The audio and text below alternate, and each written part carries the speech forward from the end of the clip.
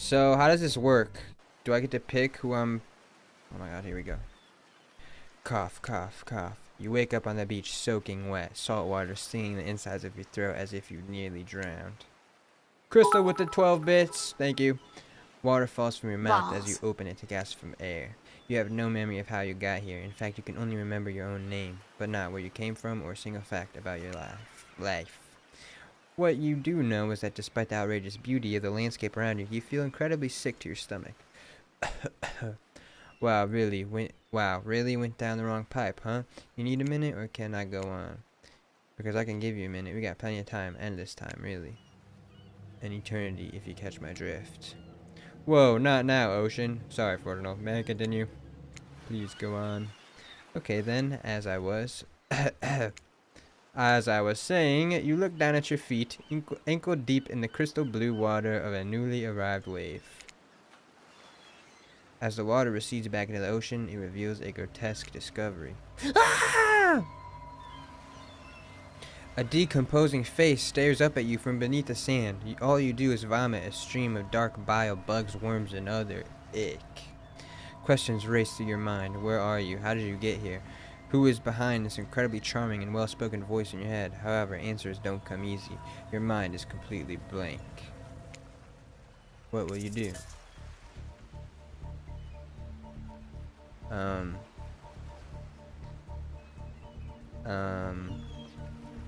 What do you mean dig up that face?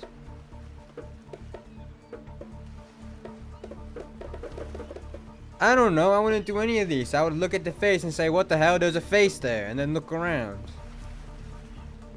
I would close my eyes. This must be a nightmare, right? This is not happening. The mantra centers you, and you're briefly able to find peace. The lapping waves go silent, and for the first time in your entire life, it feels like you're in control. When you open your eyes... Ah! You're in the exact same place, except now that disgusting corpse face is smiling at you. Even the dead have a wondrous time on our island. I promise you will too. Don't worry, you're going to do just fine. We wouldn't want anyone else.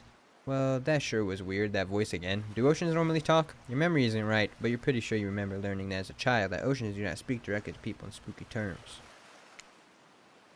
Your mind doesn't have a chance to linger any longer on your current situation, as you feel something soft bump into your foot. Oh my god, is Spirit playing volleyball with me? When you look down, you find a volleyball sitting in the sand there next to you. You stare down frozen. A voice calls from behind you. Oh my god, please. The Huntress! Little help, please? You turn around, and when you see what's waiting for you, your jaw just about hits the ground. Oh my god! How do you get to this island in real life?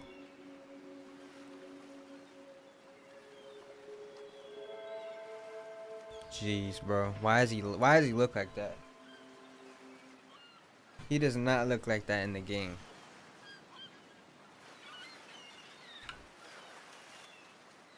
Four gorgeous monsters stand halfway between you and a well-tended volleyball court. Oh my god. Each of them oozes with undead energy, a magical aura reaching out and penetrating you via your eyes. Your heart begins to race. Curiosity, fear, desire. You can't help but stare at these casually dressed, let's call them killers, I don't know. Not to be judgmental, but that's just the energy they put out there. So many competing feelings rush through your mind at once that you are completely paralyzed. Hello? There are weird days, and then there's this. All you can do is look down at the ball and back up at this monstrous lineup of, well, literal monsters. Sexy ass monsters, though. What do you do?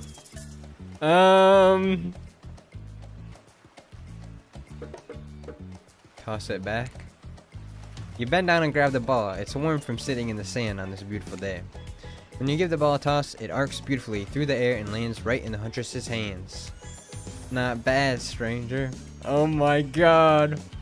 Huntress's muscles ripple as she grips it in her hand. You look her up and down and consider what it might be like to be held tightly in those strong arms. Warm, perhaps. Maybe a little sweaty, but that's okay. It's natural. No way this is a real game. This is a real game that Dead by Daylight made. Save and load. This is gonna be like Doki Doki when you have to do a million endings and save. I would say nothing and do nothing. No, I wouldn't. I would toss it back and play volleyball with them. Crystal with the 28 bits, thank you.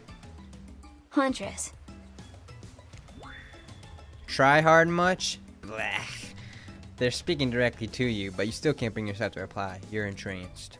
When you snap out of it, you realize that everyone has gone back to the volleyball court. Alone again, you look across the beach at these strange residents who casually bat a volleyball back and forth, happily ignoring your intrusion onto the private beach. Should you be frightened, worried, excited? I did refer to them as killers, not to give too much away. Thank God, anything but Sonic. I'm so hyped right now.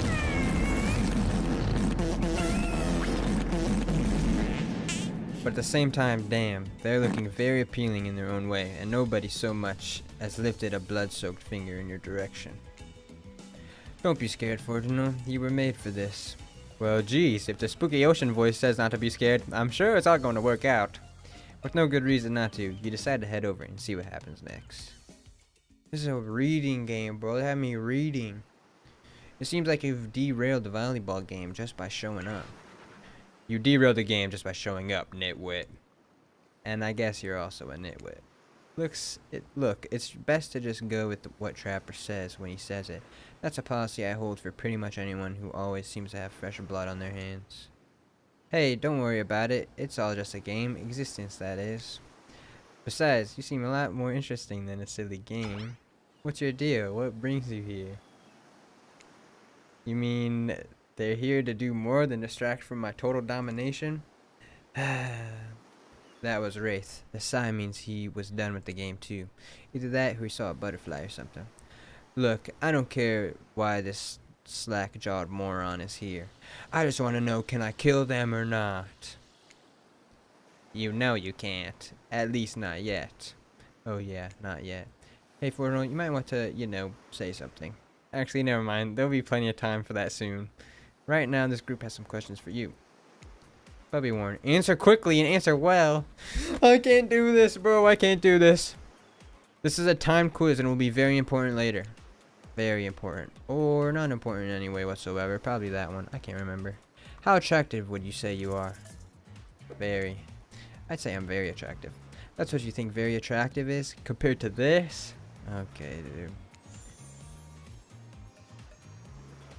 Trapper flexes and his muscles are so tight you can practically see the blood running through his veins. If you could have any superpower, what would it be? Invisibility, flight, super strength. Probably not super strength. It'd probably be invisibility or flight, but it'll probably be flying because what am I gonna do? What am I gonna do when I'm invisible, huh? Flight for sure. Technically, I suppose I can fly. Honestly, it's not all that it's cracked up to be. As far as I go, I'm still not where I want to be. What was your best subject in school? Math. Probably math. It's the only thing that makes sense when you think about it. What's your favorite animal? Cat. Definitely a cat. What? Why is everyone looking at me? You think it's just because I'm the typical cute goth girl? I have some specific love of all things cats, and more specifically black cats? Well, I do, but you can all go to hell anyway. Spirit is awesome. What's your favorite color? Blue, blood red, 3-day-old corpse. Blue. Blue isn't good for productivity. Makes people want to be lazy. What's your dream job? Oh my god, she loves me. Oh my god. Not working at all. If we get to do what we want, really, why work at all? True! It takes a lot of courage to break free from society's expectations to climb the ladder. Only she could spin laziness into some kind of grand crusade. These damn millennials. Bro, this trapper's a dumbass. Best flavor of ice cream? Vanilla. Vanilla? My favorite flavor is pain. Same here. Mine is vanilla swirled with pain. What is yours? Spirit? I think mint chip is the greatest flavor I ever conceived myself, but enough about ice cream, am I right? Hold on a second, this reminds me. I am right, and always. It's a lesson you should learn before we go too much further. Do what I say if you wanted to survive. Pick mint chip. What? We're teaching lessons now, narrator, you rascal? Kill or be killed is the rule on this island, even for faceless voices. Tell me, what's the best flavor of ice cream? Well, I do like mint chip more than vanilla. The best flavor is mint chip. So obedient. I think you're gonna do just fine. Anywho, now that they know so much about you, I'm sure the group wants you to start getting to know them. I'm Trapper. I pretty much run things around here. I'm the smartest, richest, strongest person on this whole island. I don't like losers. If you want to know what a loser is, say hello to Wraith. Hi, I'm Wraith. I'm nothing like everyone else. I like nice people and load big dumb idiots. Hey, what's up? I'm Spirit. I don't like most things. I don't really hate most things either. It's not worth my time. But the things I do hate, I really hate. But the things I do hate, I really hate, you know? Oh my god, I love her. Based on my personal observations, life is nothing but suffering, and society is a carefully calculated lie to keep everyone subservient to those in power. It's better to choose to just not take part. Jeez, it's like she was downright murdered by society. She hates it so much. Oh no, wait, I'm remembering Spirit's story now, and that's almost exactly what happens. Hey, I'm Huntress. Don't let these bummers get you down. There's lots of fun to be had on this island, along with lots of love. Yeah, there is, if you know what I mean. Grow up. Grow a body. I've explained this 1,000 times. I'm dead, but I'm not a literal ghost. I just create a trail of fog. Oh, I'm not made of it. Bro is shaking in his boots talking to a virtual spirit. No, I'm not, bro. I'm literally fine. Whatever, fog body. That's not nice. He's not nice. You love it. Only sometimes. Ew, really? That's disgusting. That's why she likes it. Don't speak for me. I also hate it. Stop speaking entirely, actually. For the first time ever, I agree with Wraith. Let's move on. Otherwise, we'll do this all day. Besides, if you know this crew and I do, they'll want to show off soon enough. If we're done playing, let's do something else instead. Well, for once I actually agree with the meathead. I say we go to my yacht. It's the massive boat docked nearby. Of course this dude's got a damn yacht. I'll give everyone a taste of true luxury and power. Wraith rolls his eyes. Don't mind him, he just hates fun and happiness. No, I hate the endless, desperate, soul-crushing pursuit of wealth, the way it's flaunted needlessly, and the cruelty the cruelty it engenders. What about hanging out by the pool? I find the water calming, simple, beautiful. Hey, what about our volleyball game? We can exercise and have some fun as a group. Are you all serious? There's a perfectly good lounge to chill out right here. I'm tired, and besides, I hate being in the sun. Where do you want to go?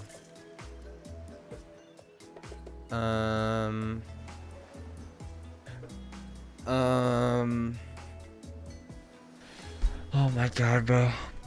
Do I do whatever Spirit wants to do? Do I sim for her? Or do I play volleyball?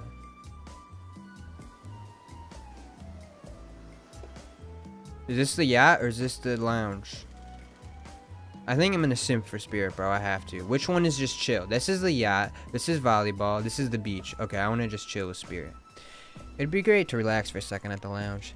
To kick up your feet, look out over the ocean, and relax on your own terms. Who would want anything else? Dry, comfortable, enjoying a cool drink on a hot day. It's the best.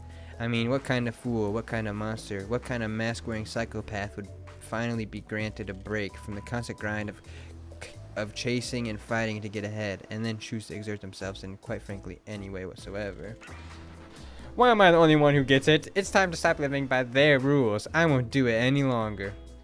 Yeah, we should probably give her a second to calm down. Claudette! Hold on, for just one moment.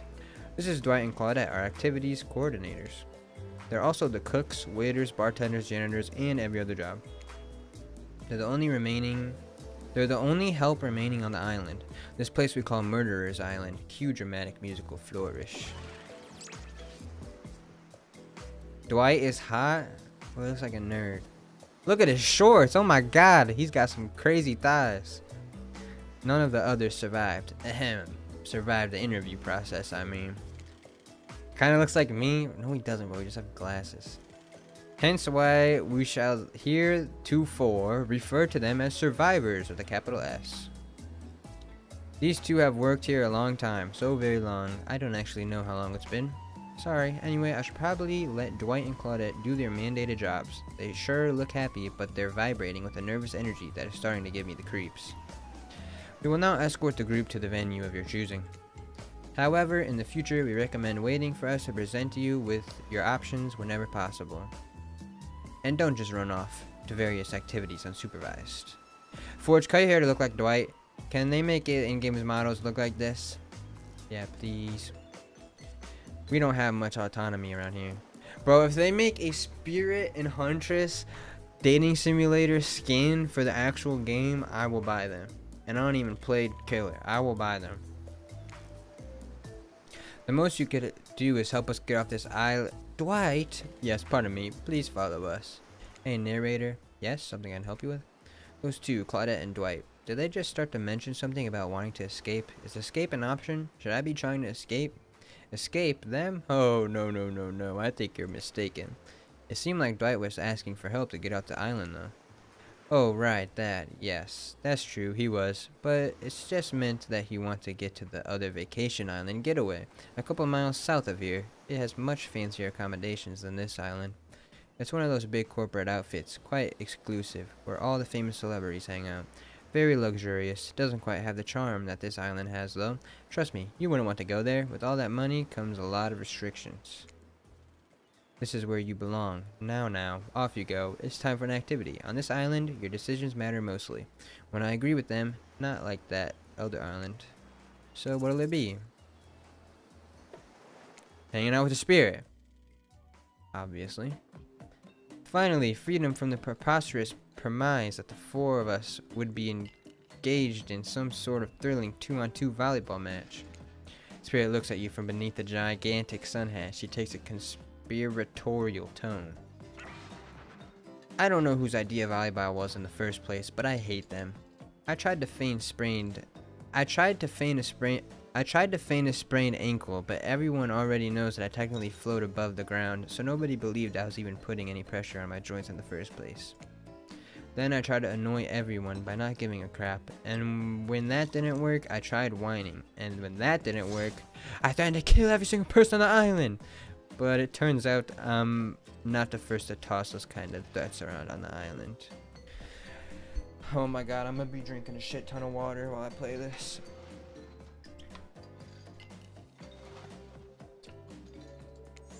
So, thanks I guess for getting it called off. Are we threatening to end each other again? Now it's Dwight who takes on a conspiratorial tone, his eyes shifting as he slips into a loud whisper. Please just make it quick.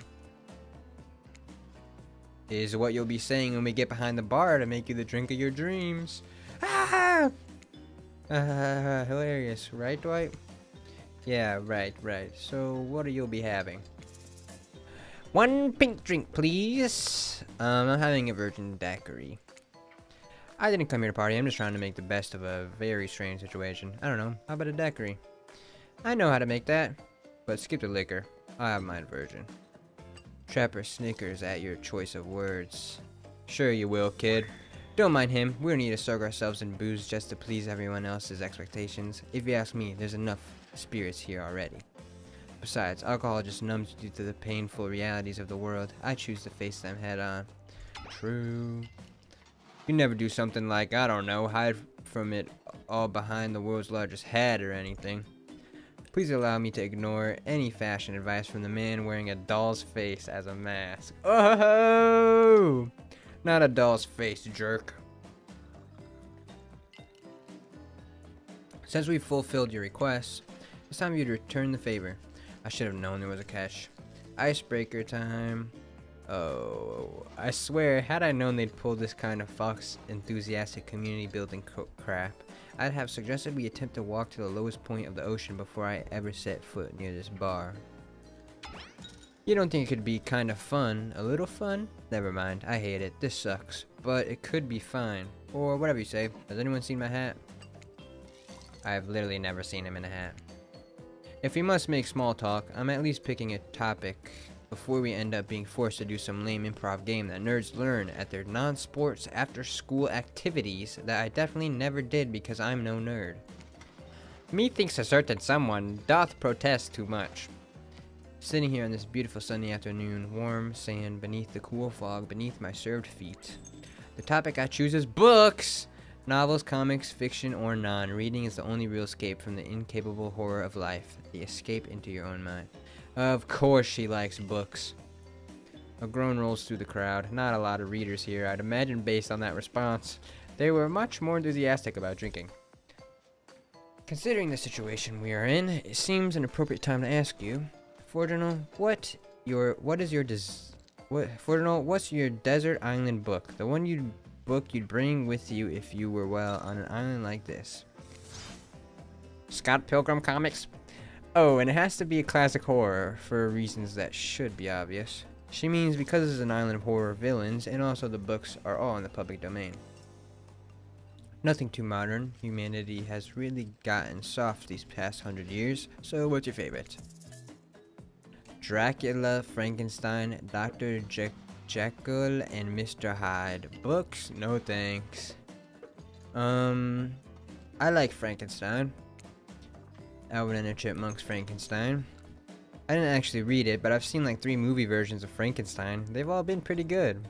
You know you can lie to make yourself look smarter. They're killers, not mind readers.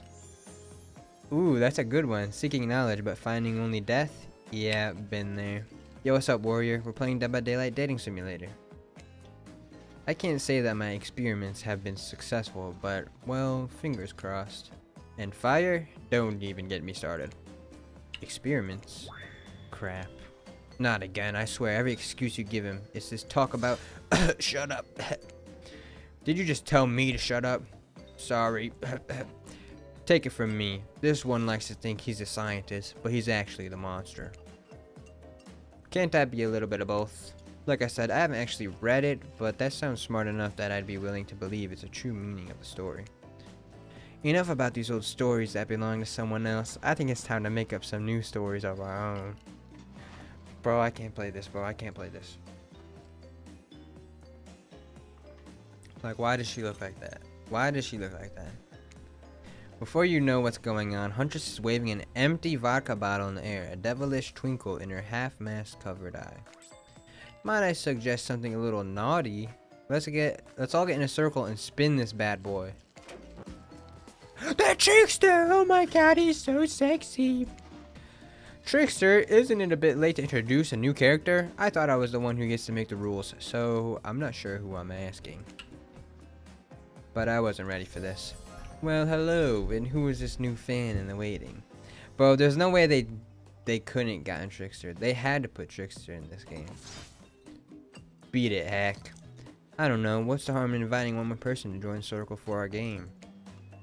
Oh, I can't stay. I was just saying it's a great idea, while also teasing the secret Trickster ending. Oh? I got much better things to do than hang out here. I'm famous. Toodaloo! Really? The rules are simple. First you spin, then you swap, spit, that's it. Swap, spit? What? But let's be clear, this ain't a peep show. We're here to have a good time, but in a classy way. All makeouts will happen out of view in the public eye. Ah! Yes, romance is the goal, so we'll be waiting here in complete silence, trying to listen and use our imaginations while you make out on the other side of the bar, but not watching.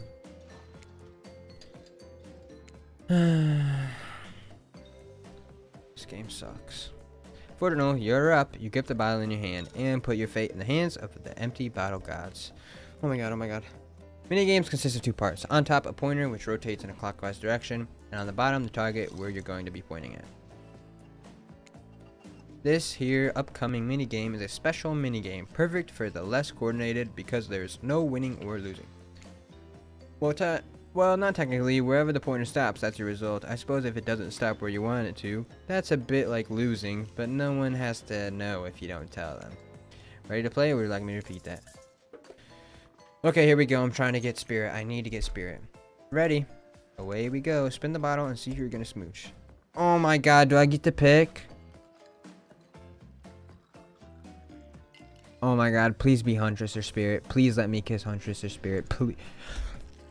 Oh my god, no, no, no, no, no, no, no, no, no, no, no.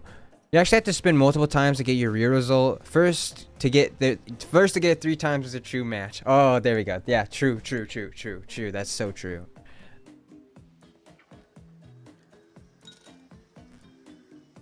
I hate this. Oh my god. Is that Spirit? Yes! Oh my god. Okay. 3 more. 2 more. 2 more. 2 more.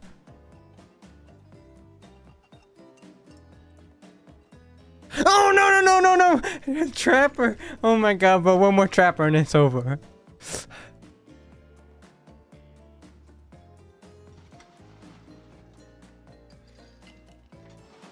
Okay, Wraith.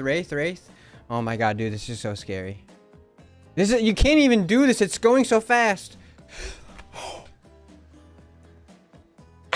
No, no, no, no. Just this morning, we're waking up on a strange beach surrounded by strangers with murderous intent. Now we're looking across the beach towel at Trapper, lust in his eyes, sweat glistening on his skin. Your heart races. You can feel your pulse pounding in your ears. Trapper takes you by the hand and you sit face to face at a private section of the bar. He begins to reach for you, putting his hands on your shoulders. You're sweating, but not in the sexy way he is. You're sweating in the gross way you'd sweat at the interview for a job you're not even remotely qualified for. You don't know what to do. If you try and lock lips in this state, you might gross him out so completely that he'll never be able to look at you romantically again. Trapper, we save it. It's not happening. Don't cry. I know to get this close to a living god and then feel the sting of his rejection. It must hurt bad. But don't take it personally. Well, do, but use it to make yourself stronger. It's not because I don't want to, it's because you haven't earned it yet. You might, later. For now, it can't be that easy. Sure, maybe with one of the others. They're weak, sad, lonely. Not me. I don't need this. It's mine to give or to withhold. Ah, thank God. Oh my God, that was close. That was a close one. You really dodged a bullet. This means you'll have a chance to present yourself in a bit more flattering of a light later, assuming you survive. I'm not ashamed to tell you that I think you're cute. I would make out with you so hard your heart would cave in, if I wanted to, and I do, but I still won't. Tell anyone I told you this and you die, they die, and then I have you all revived and kill you again. If anyone asks, I was the best you ever had, which I might just be another time. This dude's a dumbass. I hate to break up such a passionate moment. That we only assume was passionate because we'd never spy on you constantly while you stay on the island. But dinner is being served right away and we must insist that you join us. We wouldn't want anyone dying of starvation, when there are so many more interesting things to die from. Bro, what is Spirit gonna think that I kissed Trapper? What is she gonna think? Seems like the next activity is mealtime? How quaint. Trapper actually worse? He is. He's such an asshole. You were expecting what? Capture the flag? Do you know how complicated it is to run a game like that? Much more so than sitting and talking. You arrive at the cookout area to find an assortment of picnic tables scattered around. What were you expecting? Some kind of grand hall with a huge banquet table? This ain't some prestigious fantasy epic you'd like to find on cable. Dwight and Claudette usher you to your seat, but there's very limited seating directly around you.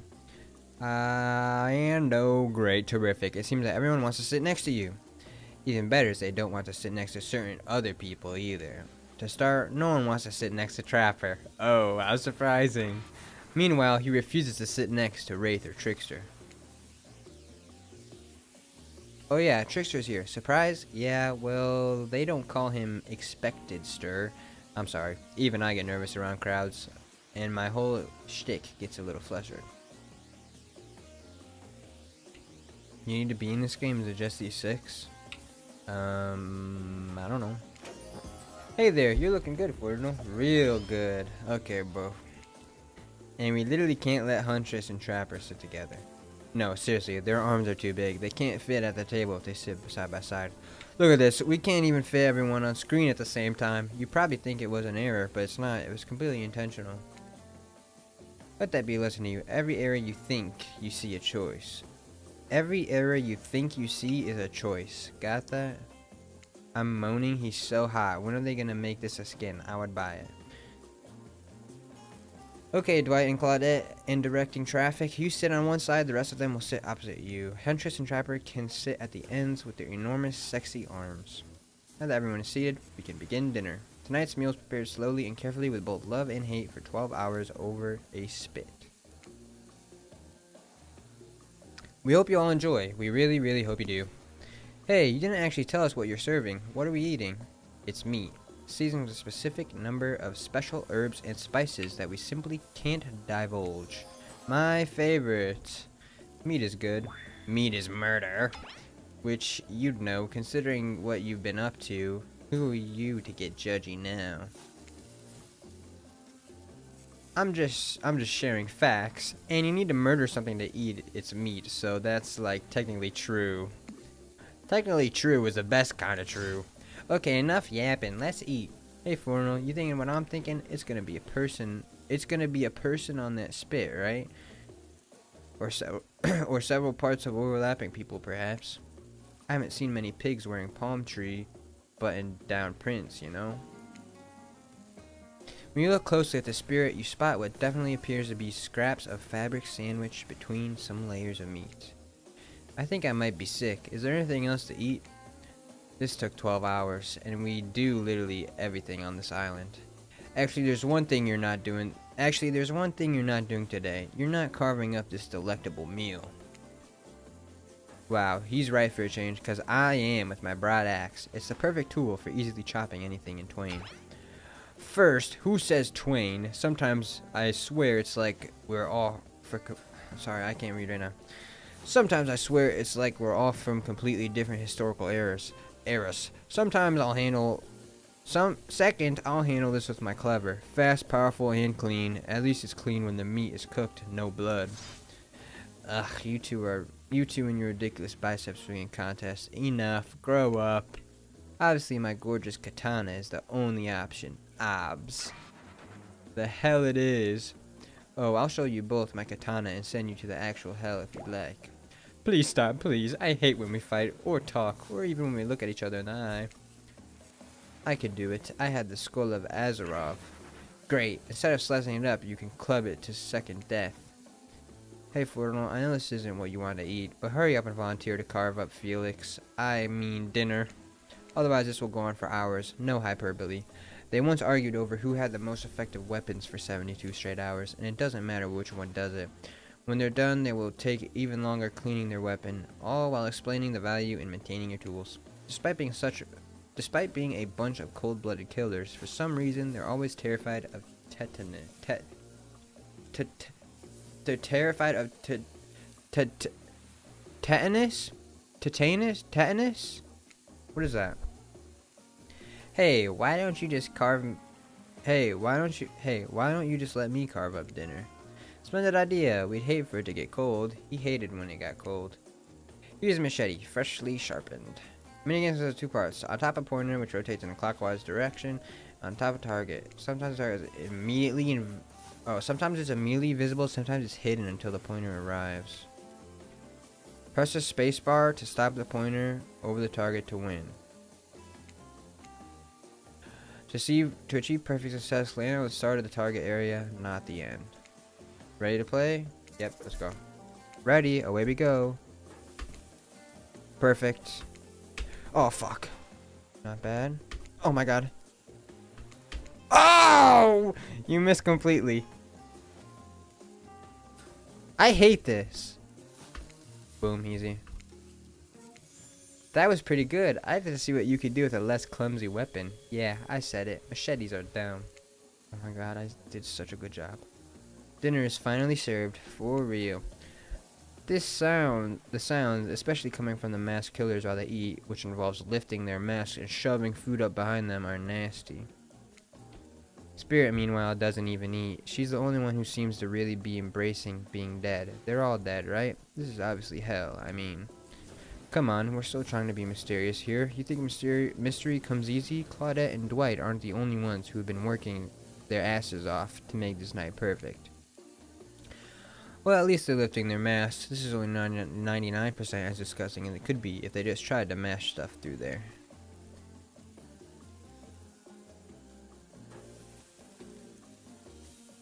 Do they slow down if you don't hit it immediately? I don't know. If you don't hit it immediately? No, I don't think so. Spirit, why aren't you hungry? The two best things about being dead is not having to eat. That's only one thing. Think about it, Forginal. Number 2 is no number 2. One less thing to think about in the afterlife. Even if I wanted to eat, I have no idea what would actually follow. You might have noticed, but I'm mostly just a bunch of dismembered body parts floating in a spectral form. Do you see how deep this cut on my abdomen is? I don't think my digestive tract connects anymore. Between the food and the behavior of the group, this might be the worst meal in history. But even worse is they're staring at you. You're not eating. They don't like that. Oh. I think they want an explanation why. What do you want to tell them? Look at the seagull! Wow, you ever see the seagull that big? I haven't. It's incredible. Anyway, what were we talking about? Lame, misdirect. Yeah, she's right, Forno. Pretty lame. Own who you are. Never compromise. Didn't you wash up on this island with no memory of who you are and how you got here? Yes, you did. Poor thing. You have no idea the last time you ate a real meal, and you've been standing in the sun. But the seagull... Uh-oh, he just made a lot of good points. I swear. You're beginning to feel lightheaded. It waved at me. Maybe you need to eat to survive here. Either that or someone poisoned you. No, wait, you haven't eaten, so you can't be poisoned. Whatever the answer, you're clearly about to pass out. Oh, hey, it's me again, your friend, mentor, and guide. Narrator to the narrator, the ocean. I'm not sure how I feel about that characterization, but I'll allow it. I brought you here, and I might be the only one who can help you now. There's only one thing you must do to survive, and you have to figure out why you're really here. No one can tell you, not unless you follow the right path, or at least a path. Or at least a right path. There's too many of those to count. Hopefully you pick at least one of them. Because there are even more wrong paths. Many of them lead to your demise. Others lead to something even worse. Starting scenes over and having to fast forward back to where you were, am I right? For this place holds many secrets, even from itself, but the one that truly matters can only be learned if you answer the most important question. Why are you here? Why are you here? Answer that and you'll learn the truth. The ultimate truth. Vague, mysterious. I gotta give it up to this ocean character. That's some quality early game storytelling. Bro. Does this game literally copy Doki Doki where you have to save and load back and make every character happy? Is that what they want me to do? You wake up to find Spirit holding your limp body, gingerly, pouring cool water into your mouth. Oh my god. Don't you just love the ocean at night? I do. Staring out over the vast darkness of the ocean really validates the feeling inside me that we're all truly insignificant, and the only thing worth pursuing is revenge. I have to wonder, how could anyone believe anything else? You look out into the darkness of night and ponder her question. Well, it's a simple question. How could they? How could anyone not feel small and alone in the face of such a massive nothingness? You've always been alone. You found someone special. What?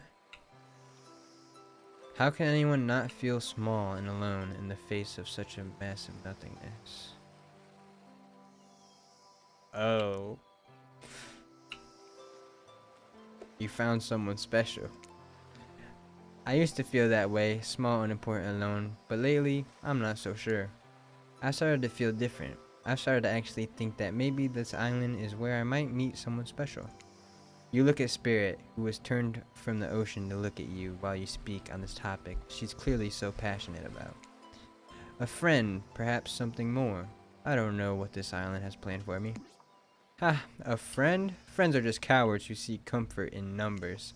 I had friends once, back before I was chopped into a bunch of pieces by my father. Friends aren't what's keeping me held together. I'm floating in a cloud of rage. Ugh, I was so dumb, so busy trying to please everyone and be the perfect student, the perfect employee, the perfect daughter.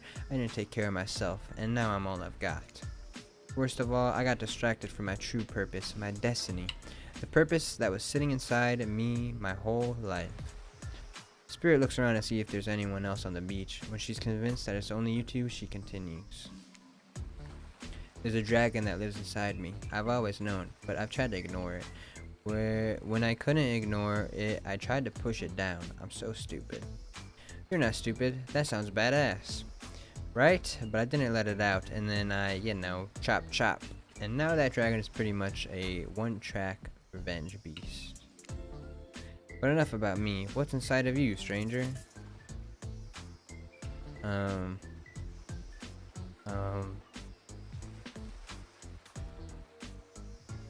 Well, she would like if I set a lot of fire, right? No dragon, just fire. A raging inferno. In fact, begging to burn this whole place down if I let it out. Maybe I am the dragon. I'm sorry, but you're no dragon, and breathing fire, that's some hobbit type nonsense. I'm a descendant of proud samurai. Our dragons are on a whole other level. Looks like there was only room for one dragon inside Spirit after all. Oh.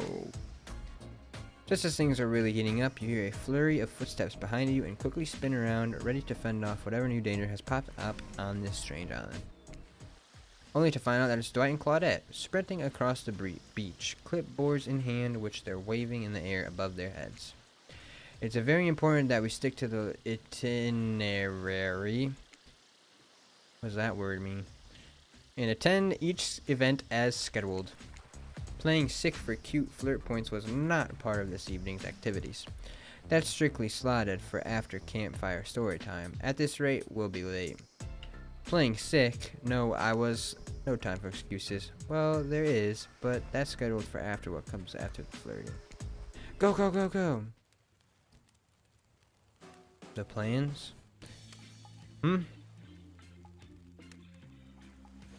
I was zoning out the past 1 minute. Once everyone has gathered at the fire pit, Dwight and Claudette quickly make an announcement.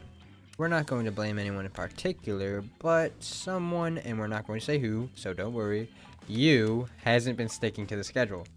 That means that we're behind on time for evening activities. And we'll only have time for one person to share their special spooky nighttime story. Just one story, but story time is my favorite activity. This is a narrative-heavy experience.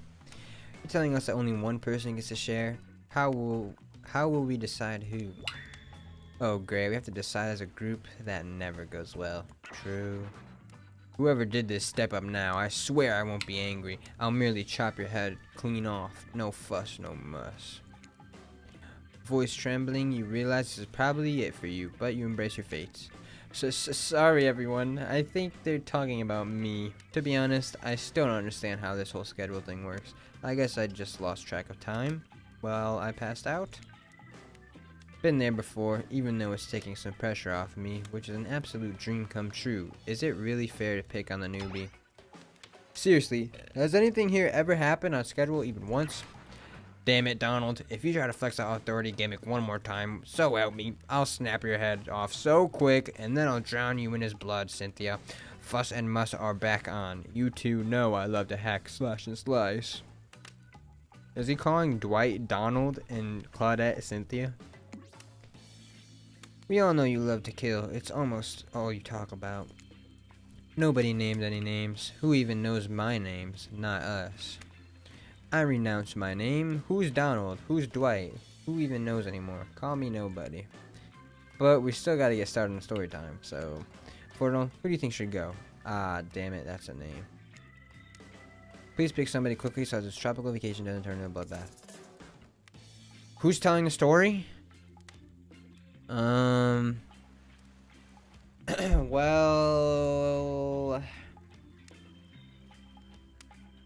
Bro, I want to do everything Spirit. I want to pick Spirit for everything. But what if she doesn't want to tell a story? What if she's shy and she's the quiet girl and she doesn't want to tell a story and she wants to be left alone? I have to, bro.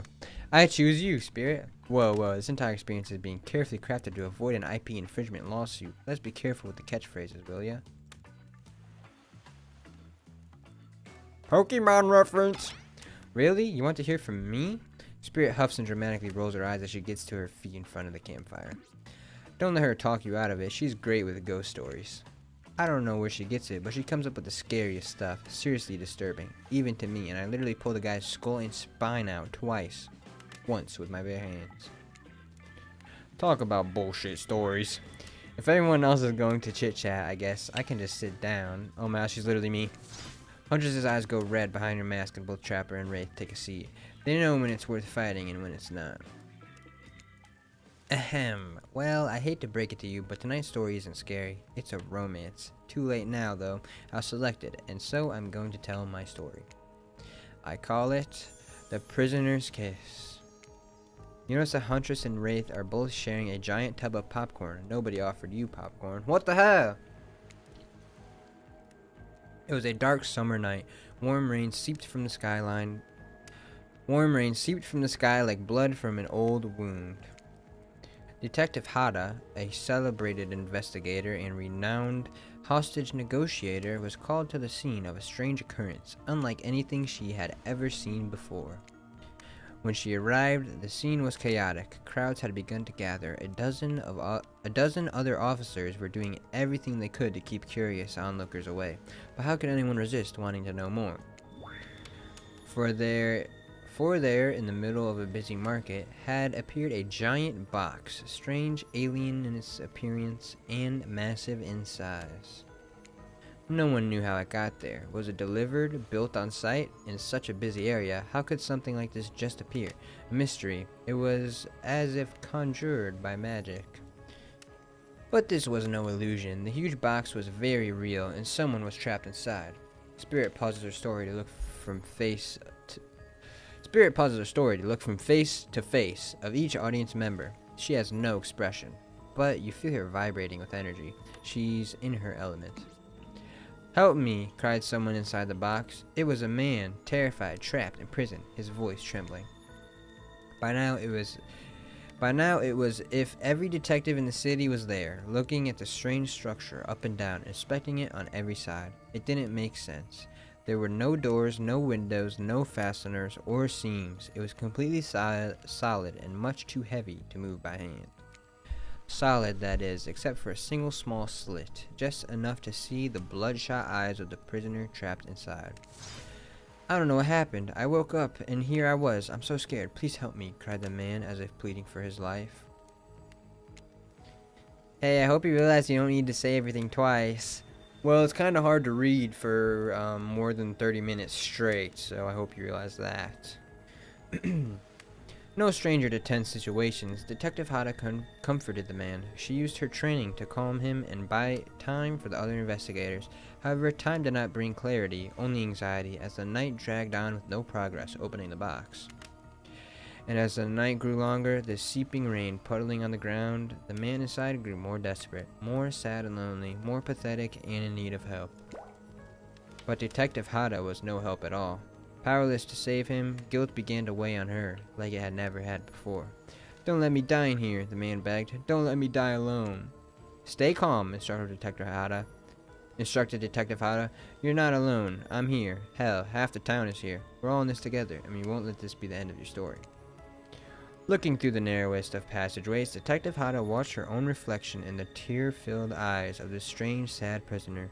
Together they both wept in silence at the hopelessness of the moment. "Promise?" asked the man. "Promise that I'm not alone?" Yes, she promised. "I do. A simple pledge." She felt an instant connection like she had never felt before. Not to her family, and not to her friends, not to any of the other hostages she had worked so hard to free before. And so, when the man's eyes closed and backed away, it didn't scare Detective Hada, for she knew he would return. And he did, pressing his lips up to the narrow slit in this horrible puzzled box, repeating his question again, steam flowing from his mouth as he asked, "Promise? Promise that I'm not alone?" "Yes," she promised, "I do. and pressing her palms against the cold outside of the box. Without truly knowing why, Detective Hada leaned forward and placed her own lips up to the opening, letting her breath creep into this strange structure, allowing her warm lips to fall on this man's. Why? It was a gentle kiss, a moment of compassion. She could feel in this brief contact the beating of her heart, pulsing blood through every inch of her body, matched beat for beat in this soft touch. "Thank you," said the man, no trace of fear remaining in his voice, and he backed away into the darkness, disappearing in a single moment of eerie calmness. "Get back!" yelled an officer, suddenly thrusting himself between Detective Hada and the box, breaking a silence that would soon be filled by cacophony of whirring gears and clicking latches, a symphony of mechanical activity happening all at once. Something had triggered, as if an unseen lever pulled, and the side of the giant box began to slide open.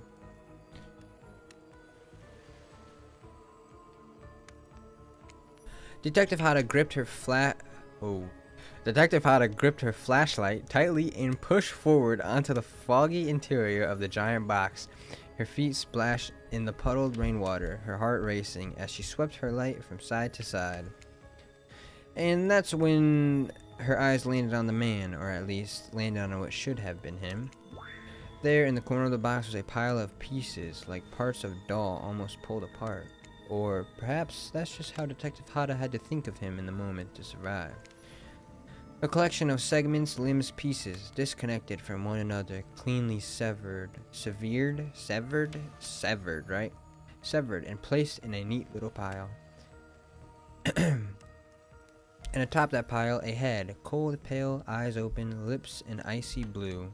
Spirit stares at the fire, her own expressions lifeless, her lips blue.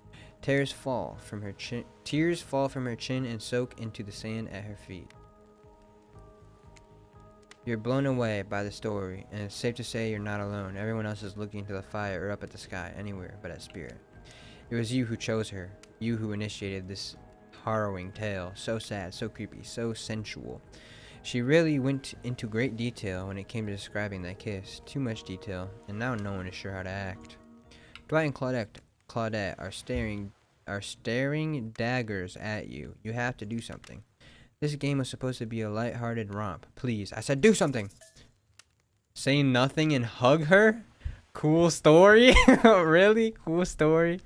Stand up and try to start one of those slow claps. Oh, come on, bro.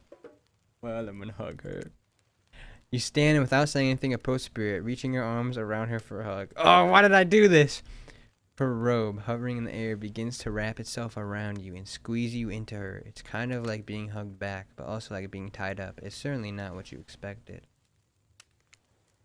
Instinctually, you pull yourself away, but it's an awkward movement and you nearly fall over into the fire. Oh my god, they need to make her robe a skin in the game. Spirit says nothing and floats away without so much as a goodbye. You meanwhile realize everyone had just watched this truly strange interaction from the corner of their eyes. On that note, everyone decides it's time to take a break and split up for a little bit so that they can all have a moment alone before bed.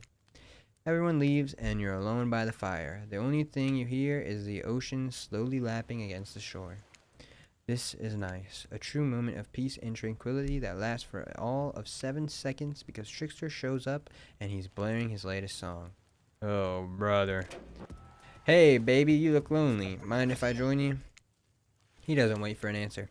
I know you've been hearing from these guppies all day, but I want you to hear something from a big fish like me. Something special those in charge of this island don't want you to hear. I am the ultimate catch on this island, the only lobster in an ocean of sardines. No one can give you what I can. You just have to find me. Come find me, baby. Trickster leaves. You're a bit confused about what to make of his cryptic clues, but you aren't going to get any time yourself to think about them just yet. Spirit approaches me? Uh-oh. You know, I was watching you while I told my story. I could tell it was having an effect on you. This fog that follows me around, I could feel you breathing heavily, taking me in. You and I are both absolutely flabbergasted at this piece of information. Legit, you learn something new every day, even when you're a god. I mean, a narrator. You're doing it again right now. You need to calm down. You should come to the hot tub with me. Oh my god, oh my god, oh my god, oh my god. Dripping in hot tubs with the spirit? You've come a long way in a single day. I'm not saying you shouldn't follow her an offer like that. Just don't forget our little talk. I can't play this game, bro. I can't. You and your storyteller friends slip into the water. It's just the right temperature for an evening dip. Plus, if some jealous shark comes along and manages to jump from the ocean into the pool, you're also pretty sure your killer companion could handle it. I just want to be totally clear, even though the story bore some similarities to my life, it was not about me in any way, shape, or form. Not symbolically, not metaphorically, not any otherically. I believe you completely. Sure, you were cut into pieces in your life, and so is a person in the story. Perfectly normal coincidence. Sure, you're on this island trapped, one might say, in a most puzzling place. Also a completely regular coincidence. And sure, his lips were blue, your lips are blue. Really? You call this blue? Searching for answer, hoping to find... revenge! Okay, so the similarities stop there, I guess.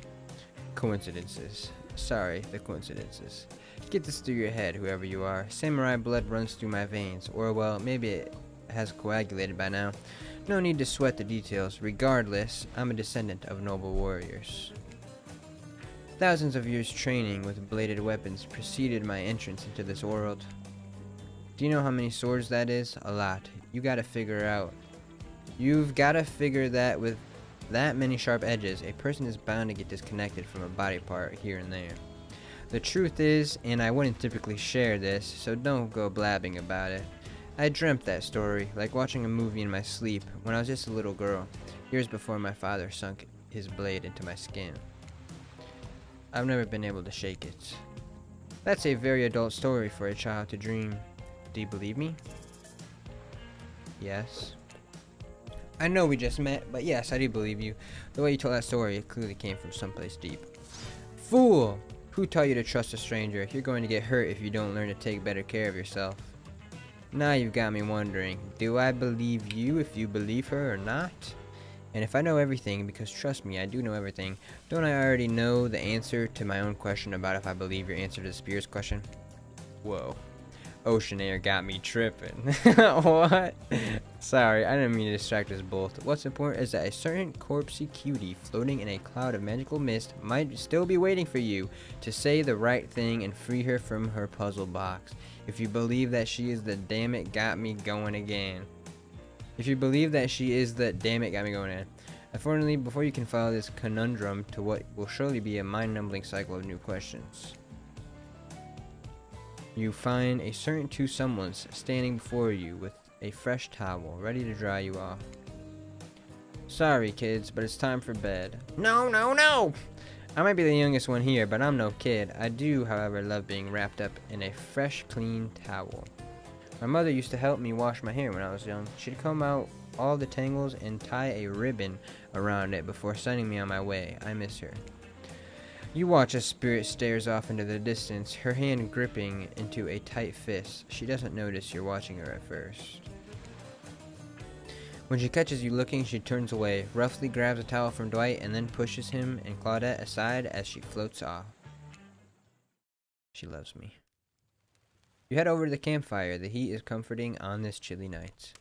Looking into the crackling embers, you think about Spirit's story about the prisoner in the puzzle box. If you manage to escape this place, will you leave with your life, or has it already been taken from you, and it's just a matter of time until you may make a gruesome discovery? Before you can dwell too much on your fate, Claudette and Dwight arrive. They're now familiar creepy smiles stretching from ear to ear. It's a bit menacing to see a smile like that, lit by firelight. We must apologize for the accommodations. We weren't prepared for another guest, but we're going to make you comfortable, or die trying. They hand over a pillow and blanket, and welcome you to snuggle up by the fire. Perhaps some music will put you at ease. Just try to keep the volume to a minimum. Our other guests aren't the types you'll want to rob of their beauty sleep. Oh my god. Ready. As you relax and look into the fire, the radio begins to fuzz and flicker. You examine it and decide that you might adjust the dial and fix it. Oh my god, what do I do? What do I do? I want it to be quiet, right? What channel do I do? What were the directions?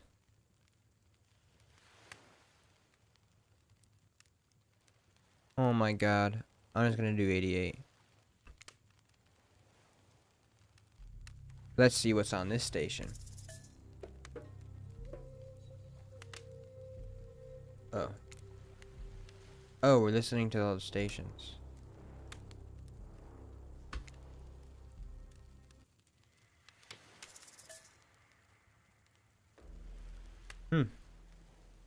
Nice, we get to listen to some music. This one sucks.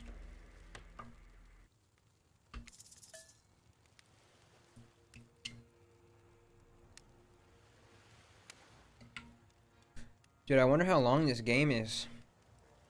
I would like to beat it in one sitting, if possible. I doubt it, though. Let me see if it's on how long to beat. It's probably not. Now join me on a stroll down memory lane. Behavior's been making games for about It's called Hooked on You? mostly for other people, What's it called? licenses and other publishers and developers. But all of us on the team Hooked on have our You. own stories here. How long is Dead by Daylight hooked on Story you? of this fantasy of being a villain in a horror movie. Way back when, a decade Nobody or so knows? ago, people were telling us horror doesn't sell. I mean, unless you're like. What if I go on YouTube and look up full playthrough? Evil, but really, don't even try. So we tried. We didn't give up. Let's listen to a different station. This one sucks as well. Twist on this. This one's nice. Bow, bow, bow, bow.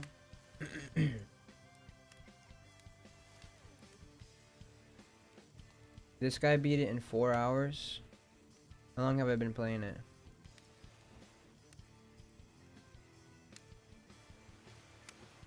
Okay, they did 4 hours. I'm just gonna play through this in one sitting. We're gonna beat it all. 96. What's on 96? Let's talk about our community. For us, it means two major things. First of all, the community is you out there. It's you and everybody else either playing the game or talking about the game or creating content. I'm the community. Or being inspired by the game to write music or to make outfits. It's everybody that's part of what makes Lame, shut up. Daylight this amazingly rich. Okay, I don't want to listen. This is gonna wake everyone up. Goddamn rock and rolls.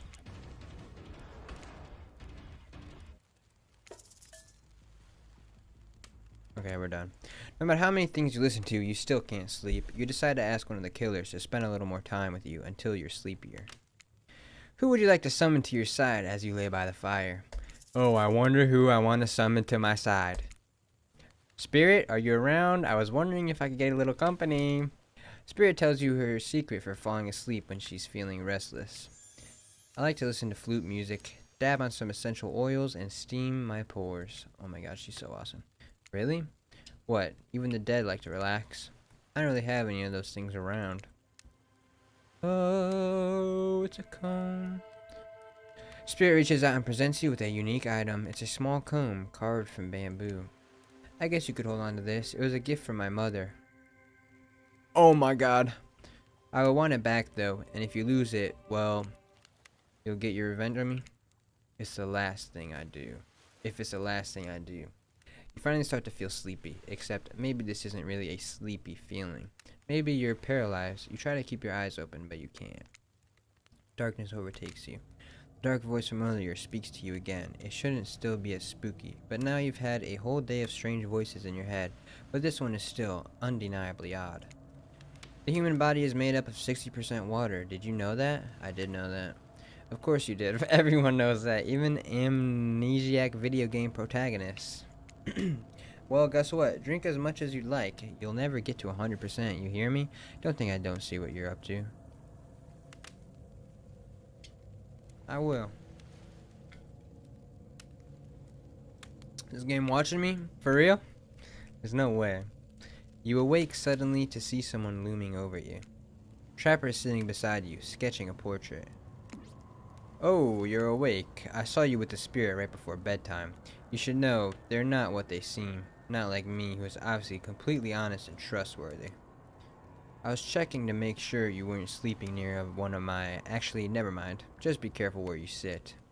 But since I'm here, I'd like to share two things with you. One, I do not take rejection well. Two, the first thing is very important to remember. Were you drawing me? Trapper doesn't answer. You aren't drawing stink lines radiating out from me, are you? Still nothing from the Trapper. Look, I'm not an easy guy to get along with, but I am an easy guy to spend time with. That will make sense if you choose to spend time with me tomorrow. The rest of this scum live like rats. They wouldn't know a good time if I bit them on the ass. I mean that, literally. Point is, if you select me, you're in for a day of luxury, extravagance, and fun. Yes, I said fun. And if I don't pick you, remember what I said earlier, or it might be the last thing you ever forget. But hey, you look tired. Get some rest, sleep. Maybe even sleep well if you can. Just try not to roll over the about 15 feet to your left. Finally alone, for real this time, maybe, you drift off your sleep again. Hopefully you're not poisoned. Bro, the Trapper is desperate. He's got all this money, he's rich, but he is desperate. Wait a second, where are we? This isn't... Oh, geez, it is. It's one of those reality show confessional rooms where all the contestants talk directly to the camera. Look, I don't need anyone. I've been perfectly fine on my own since my mother died. I eat an all-organic diet of raw deer, beer, and human, and I'm fit as fiddle. Oh, awesome. Yeah, you look great. That being said, something about this newcomer makes me think that I might be missing out on some huge part of this thing called life. There's always time to turn things around, like that one time I spent day and night searching for food in vain. Only to return to my cabin, spent and starving, to find a family of squirrels nesting in my chimney. They were delicious. Look, I'm always full of rage. The key is knowing how to control your rage so you can use it. I am a master of self-control, and right now I'm using all the self-control I can muster because today was a disaster. Let's just say I didn't love it. Haha, that was funny. Laugh. I said laugh, damn it. Anyway, I'm planning to kill this idiot. Don't tell them though. I want to lead them on a little more. It will make that much better for me when they're screaming. He's gonna kill me? Yeah, today was fun. I don't want to get ahead of myself or really invest in something that might hurt me, so I don't know. Maybe we'll just see how it goes, or maybe they'll realize I'm not the one for them. They seem pretty smart, so that's probably what'll happen. I gotta learn to go easier on myself. Who could love me if I couldn't love myself? I know that everyone thinks of me as a beautiful, cold-blooded monster. I can't help it. Circulation just isn't my thing. I don't choose to be cold. This cute hat and robe, okay? These are a choice, sure. If someone were to come around and capture my heart, at least that beats being stabbed in it. Besides, if I'm gonna get bloody revenge on a society that has used me and thrown me away, maybe it wouldn't hurt to have a little help. Oh my god, she loves me. So we just learned that the Trapper wants to kill me, so I don't want to hang out with him today. I wasn't gonna in the first place, but we're not going to. You open your eyes, the sun is shining. There's not a cloud in the sky, and you feel great, totally well rested. You're not even suspicious of the fact that you fell asleep by the campfire, but woke up several yards down the beach. Wait, are you on vacation? Was yesterday nothing more than a strange dream? No, not a dream. You really are here for another day. Why, I have no idea. You're obviously a weirdo. Speaking of weirdos, I see the rest of the gang is hanging out on the beach. This is definitely not a dream. I wouldn't rule out a nightmare just yet, though. At least to make for a sexy bunch. No? Talk about sexy. Here comes Trickster, carrying coffee. Morning, beautiful. I thought you might like a nice cup of joe to start this incredible day off right. Oh, it's J-Devil. What the? Don't drink that! Trickster seems suspiciously cheerful. I'm sure there's nothing nefarious behind his joyful demeanor, though. Everyone knows musicians are morning people. I also want to wish you luck. Today is an important one. My only regret is that I won't be a bigger part of it. Budgeting issues. Also, I am just swamped with engagements, especially on the other island. Trickster winks at you. If you want to ask him how to reach the other island, now is the time. Never mind, he left. Well, at least he brought me a cup of... No, wait, don't drink that! What the hell was that? They don't call him the trickster because he's good on a skateboard. And he definitely didn't get that name because he brings people drinks so they can have a good morning. That was almost certainly not coffee, and I don't want anyone casually poisoning, imprisoning, and torturing you yet. This is supposed to be a tropical paradise, the type of place you give a 5 out of 5, 10 out of 10, 2 thumbs up review to, not an eternal prison of pain. And please make sure to leave a review, it really helps with the algorithms. Just trust me, I'm looking out for you, so can we please move on? Hey, wait a second. How did a possibly omniscient, possibly unreliable narrator physically just knock that coffee out of your hand? This is not Parliament, and the floor does not recognize the ocean to speak out of the turn at this moment. I need no recognition, for I am the ocean. I dominate the land, I submerge those who defy me, and become their watery grave. Actually, speaking of graves, I would like to say something of grave importance. Fine, go ahead. Even if this place is an eternal prison of pain, I'm not saying it is. Even if a place of extreme horror can still receive a 5 out of 5, 10 out of 10 thumbs up review, if it was crafted with love and or that's the type of thing you're into. You know, the ocean is right. A lot of hard work goes into a place like this. You should really judge it on the artist's intent. And whenever possible, start from the mindset of giving them the benefit of the doubt. Constructing these elaborate vacations is not easy to do.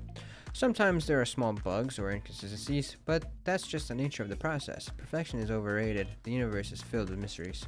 We ought to celebrate those who venture to bare their souls as a part of creative process with the ultimate intent of making things for our enjoyment, not to be overly critical of them. Are you two trying to sell me on this place actually being good? You don't have to say it like that, especially after I saved you from the poorly made cup of coffee. Sorry, we should have been here 5 minutes ago. They always do this on the second morning. Sad, really. Even if they do make some great points. Oh sure, they make great points, I agree. Can we please move on? Yes, of course, apologies for it. The last few minutes aside, have you been enjoying the time here on the island?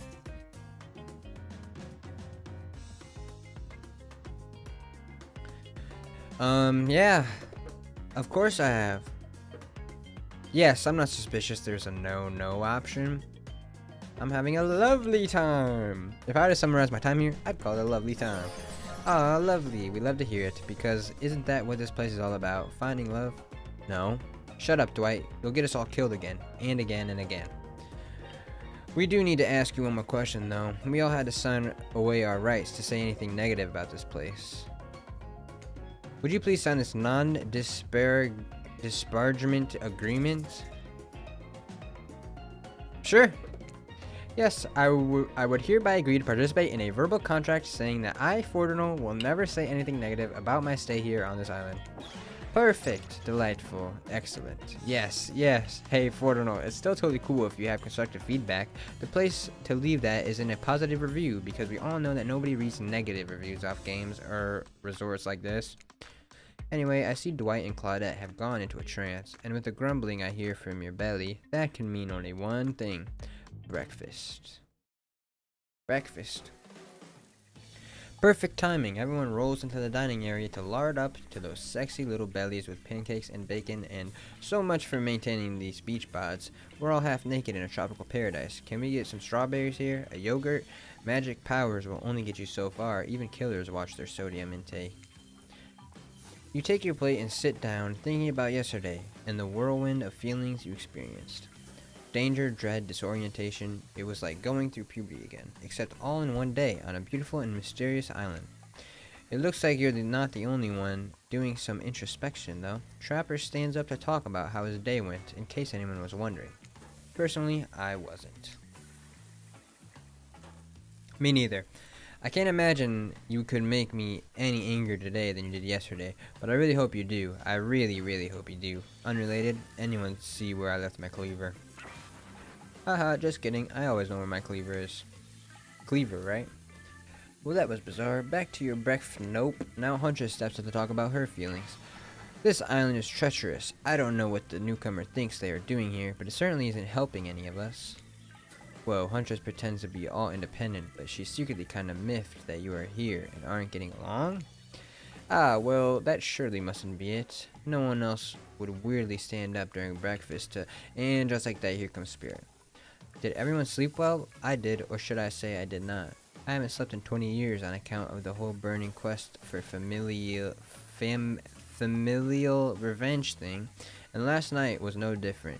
So in that case, it was exactly how it should be. Got a lot of reading done. Is someone keeping track of how many times I mess up a word? That's at least 4, right? Now, if you don't mind, I'm going back to the quietly resenting being trapped here with you all while looking cute doing so. Guessing Wraith has had enough time to work up the courage to speak in front of a group. Ah, perfect. There he is. Take us home, Wraith. Oh, hey, that was fun yesterday, huh? Yeah, I mean, not like too much fun. That would be weird, but like a good amount of fun. About 100? No, bro. 40 times approximately. Shut up.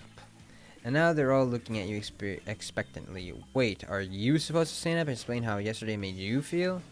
I think I need to process everything by myself. I'll see you all soon. Damn, what a power play. Keep them wanting more. You're getting good at this game. Sexy true to life experience. Shame you didn't get to eat any breakfast, but so be it. Where the sex? There is none. Sadly. After breakfast, you head to the hot tub by yourself to clear your head. Yesterday was, in short, a lot. Before you get there, though, something catches your attention. You hear that? Who are you addressing? Me? Well, yeah, I guess. That is okay, right? You know, I might be pursuing a relationship with one of these 4 fine killers, but it feels like the person I'm getting to know the most is you, narrator. It's only okay in so much as it serves to illustrate that you've lost your mind, seeing how I'm not real and all. Yeah, I heard it this time. I think it's coming from behind the pool shed. No, stick it in there. A little more. Oh yeah, that's it. What? How does that feel? Intense. Nice. Claudette and Dwight are what, bro? Yeah, that feels right. This is uncomfortable. Now I want you to take that and put it right. Yeah, you know what I'm talking about. Just like that. Exactly like that. I swear I had no idea these two even do whatever it is they're doing. I'm afraid to look. Please say something so they know you're close by and can hear everything. Oh wow, look at this super cool bottle of Trickster brand suntan lotion someone left on a chair. Anyone know where I can buy some? Damn it. Aw, come on, a little privacy, please. Dwight is panting. Claudette has a crazed look in her eye. Sorry, I didn't know how else to let you know I was here and that I could hear you. Well, you know. Know what? What do you think we were doing? You were doing... I don't know exactly what you were doing, but it sounded like, fun? You think 2 people trying to find new ways to kill each other in a desperate search to make their own death permanent is fun? Oops. We get 5 minutes to ourselves every day, and we spend it hoping if we stab each other in just the right spot, we won't get resurrected. I've come to believe that the key is finding the exact place we need to bleed out from, and I believe that place is in our appendix. Why else would it be there? Makes sense to me. Did you actually think we were me and him, Dwight? You don't have to laugh that very hard. They get it. Really? My life is a nightmare, and yet somehow it's never been worse than right now. Let's go, lover boy. I know that all our entry wounds and our 5 minutes is up anyway. Good luck, Forginal. You're going to need it. And hey, if you figure out how to escape this island, please make sure your ghost tells us how. That was both a tragedy and a comedy. A cragmedy. Shut up, I like it. Anyway, where were we? Oh yeah, you're heading to the hot tub by yourself to clear your head. Yesterday was in short a lot. So far today has been exhausting too. But you're dedicated to achieve a true centered sense of calm. No drama, no bullshit, just soaking up the sun in a heated pool. Today you're on a date with you. Ooh, I like that. I want to be on a date with me. Who would make the first move? And aside from that disturbing thought, all is going to plan until a shadow blocks your precious sun. Spiky tipped like a palm tree is bending over to screw with you. But it's no tree at all, it's the trapper. Oh, Trickster. Hey babe, breakfast was weird, huh? Everyone just getting up and announcing how they're feeling? What's that about? Some forced kinda check-in with the group. I don't like it. Fishy. Kinda lazy. Whatever though, breakfast is dumb. No one should eat before noon or after 4 p.m. Yeah, I do intermittent fasting. You seen my abs? By the way. Maybe you can see them later at my private stage on the other island. You know, IP Island, where all the Hollywood celebs hang out. If you play your cards right. I could give you a private show. Catch you around. This is what it comes to? What, bro? This game's awesome. His abs are pretty amazing, you gotta give him that. And the blow-up bat, threatening but adorable. Makes for an interesting silhouette, genius design. He's a psychopath, just like the rest of them. You don't gotta give him anything, and we're not best friends just because we had a little talk about doing a little talking. That's not an open invitation to go smashing the fourth wall every 5 seconds. Okay, now that the guy's gone and we've got some ground rules established that we're definitely going to abide by, it's time to lay back, take some deep, slow breaths, and nope, another shout out. These people will not leave you alone. Let's see who it is this time. Oh, the spirits. You two have gotten pretty cozy. We should get out of here. I know a place that brings a bit of welcome darkness to this tropical nightmare. Best of all, I'm the only one that seems to know about it, so we won't be bothered there. I don't even know what I'm telling you, really. It's my private spot, but I guess I've got a feeling that you'll appreciate it the way that I do. Not like these other killers. They don't get me. But I'll get them. Oh, I'll get them, and I'll get my father too. And I'll punish him for what he did to my mother and me. Spirit radiates menacing aura, waving her sword around in the air as she threatens, well, the entire universe. It's scary and more than a little hot if you get turned on by menacing. Look, all this time on Murderer's Island has got us both a little confused about things. I'm choosing to lean into it. I suggest you do the same. You've seen her get mad, which is probably enough to scare you into compliance, but you've also seen that there's a more sensitive side hiding within her. Which one do you think will win out? You consider her offer, but before you can decide if you want to go off with the spirit, the Wraith interjects. Oh, brother. The damn Wraith. Honestly, Spirit's great. She's the only one around here that doesn't totally get on my nerves. I guess you've got good taste, but I don't know. We could hang out and I could show you some cool stuff if you want. Or, forget I said anything. Tough choice. You weigh your options quickly because you can only go on one date today, and you also don't want to be hacked to pieces for saying the wrong thing. It's always good to remember that these are all cold-blooded like killers, but you know what they say, when life gives you lemons, you make lemonade. And then die a horrible, retching, writhing death after drinking it because the lemons were poison all along. Sorry, this island has really got me tilted, so who will it be? Easy. I gotta go with Spirit. You've made the correct decision, but know this, just because you picked me doesn't mean I'm going to slobber all over you like a dog, understand? Yes. Well, of course. You've still got a lot to prove to me. I want to believe that our connection is real, but I've been hurt before, literally, with a katana. A katana that I now wield in spectral form, you feel me? Because you will feel me if you try any of the macho trapper card crap. Yeah, I feel you. No head. Fuck! Before you ask Claudette and Dwight to clarify, I'll just let you know that yes, it is too late to change your answer now.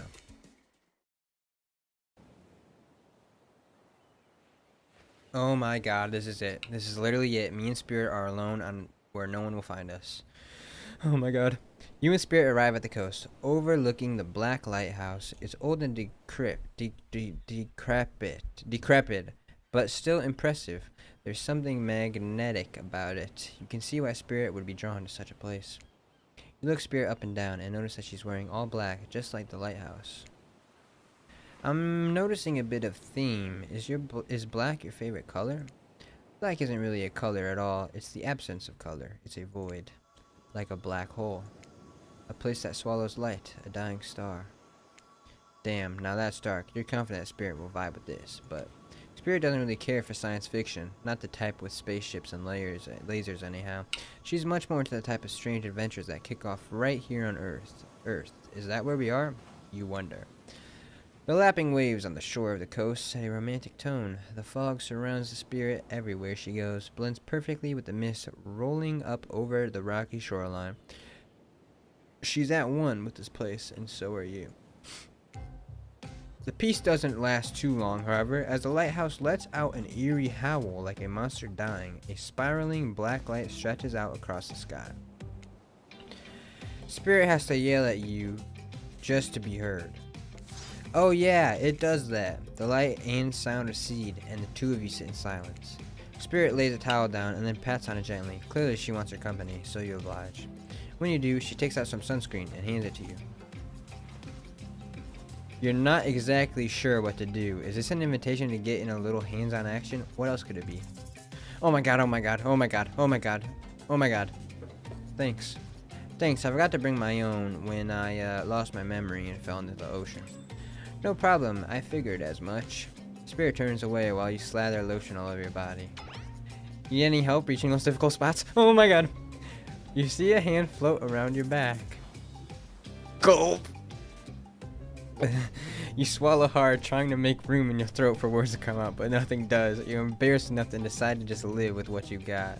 No! No! Suit yourself. You watch a spirit apply sunscreen to herself in the most unique way, by floating her own hand around her back to spread it on. Comment on her floating hands ability, say nothing, ask about the shards of glass sticking out from her. Let's comment about her floating hands. The fact that your hands just float around you like that, you can reach things way easier than I can. It's almost like you're some kind of superhero. I'm glad you get a kick out of it, but floating severed limbs isn't exactly the type of superpower you think to wish for as a kid.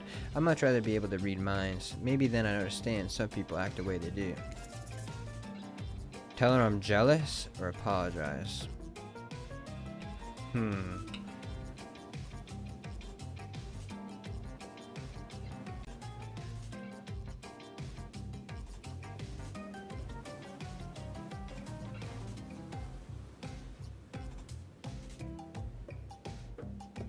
Well, I'm jealous.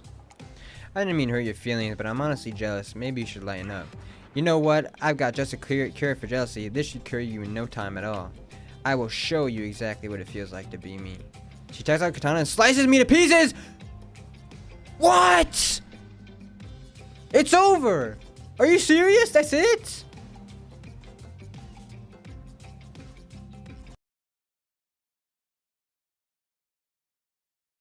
No way!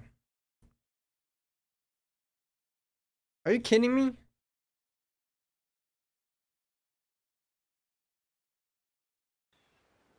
Oh my god.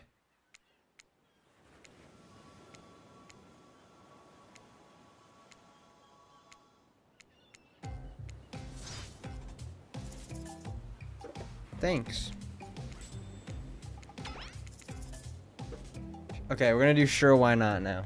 When you ask her if she likes Scott Pilgrim and she immediately kill you, shut up, bro, shut up.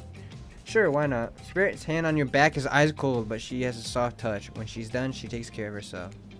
You watch as Spirit applies sunscreen to herself in the most unique way. Let's ask about the shards. So, if you don't mind, what's the deal with all those shards of glass sticking out from all over your body? Oh, let's go! You really want to know? You're not creeped out by them? You're not creeped out, just nervous because you know the answer might be very personal, but she's a person you want to get to know. True! I was just thinking about what you must have gone through to end up like that. It had to have been horrible. It was worse than death. At least death ends eventually. But I wouldn't want to forget it. It literally made me who I am right now. Truth is, I could pull all these bits of glass that are stuck in my flesh out right now if I wanted to, but I don't want to. Each shard is a reminder of what my father did to me and what the world did to him.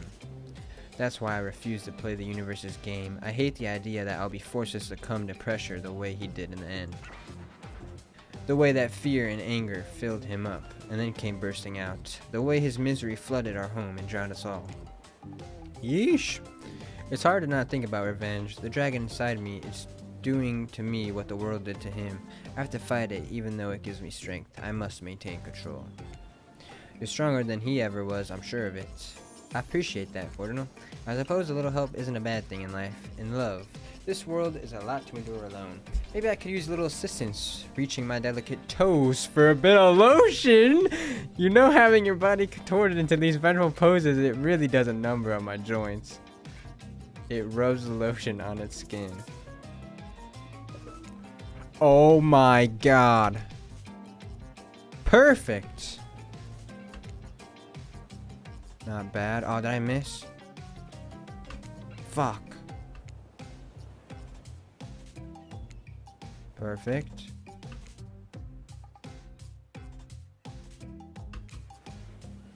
Well, I suppose the lotion made it to where it was supposed to be going eventually. Fuck! And you weren't too incredibly wasteful. I'm not a woman who believes in rushing through things just to get them done. If there's a next time, I'm sure you'll do even better. Dude, those skill checks are so hard. You look up at the lighthouse. It's ominous, dark from hovering above this moment between spirit and yourself. Evil as it clearly is, in this case it does you a solid by blurting out another ominous moan and bursts of black light that rescues you from this awkward silence. What is that? From seemingly out of nowhere, an ancient-looking ship appears in the water. It glows, itself a thing of death, a spirit of a ship that once sailed these seas centuries ago. A tattered black flag wisps in the ocean air above the ship as it careens towards the shore. Before crashing onto the rocks, it must have been drawn in by the lighthouse. Hear the distant shouting of sailors as the old wood-gen ghost ship breaks up and sinks into the water. Oh right, it does that sometimes too. Should we do something? Nah, the sharks will take care of it. Within a minute, the ocean is quiet again except for the waves. Note to self, hungry sharks. But these time-traveling pirates, or whoever they were, you're half sure you saw one of those skull and crossbone flags, aren't the only ones drawn here today. It's a wraith! He has emerged from the palm trees behind you. I didn't come here to break up your date or something. I came here for that. For what? Wraith points to the lighthouse. It is indifferent to his attention. I've been seeing it in my dreams, shining its strange light on me. I can't avoid it. Through woods and walls, nothing seems to stop it from reaching out to me. Duh, it's a haunted lighthouse. It does that to everyone at some point. You're no more special than me. Those dead pirates, or that mermaid I saw washed up on the shore that one time. Ew. Mermaids, by the way, aren't even close to as beautiful in person as they are in movies. More sea witch than underwater princess, if you get my drift. It's all part of a vast conspiracy, an epic river of lies that runs beneath the island or something.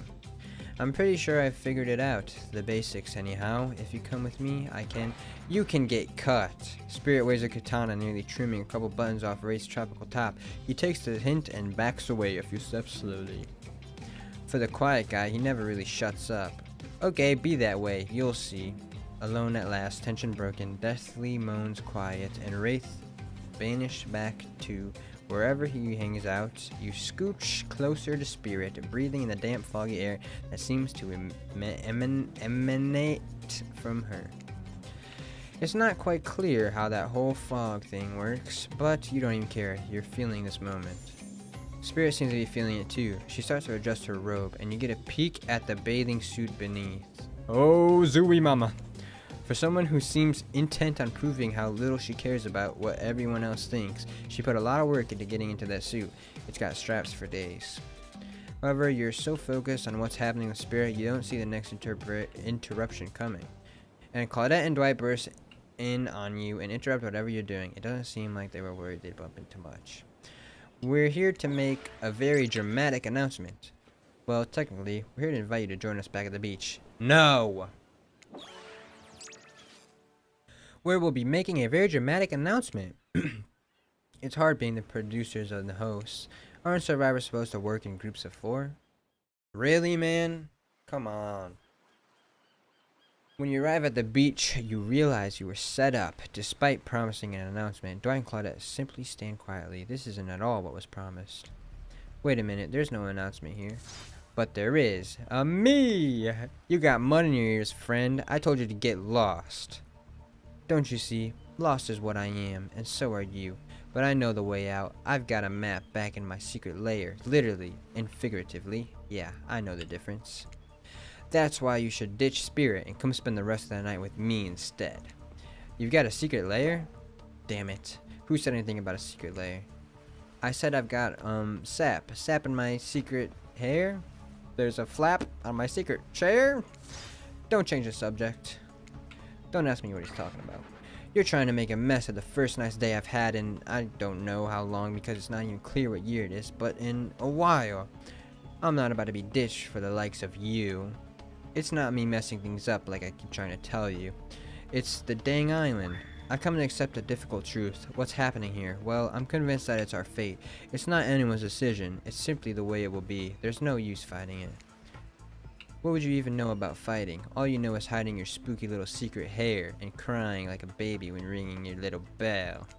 So don't tell me what I can and can't fight back against. I was born a fighter. A dragon lives inside me. I can't not fight, even when all I might want to do is hide. Don't you see this giant hat? It's a metaphor. If I do have a fate, my fate is to win every fight that comes my way. Got it? Folks? Oh, you hide. I've seen you hide. You do your phase walking around, your phase walking routine.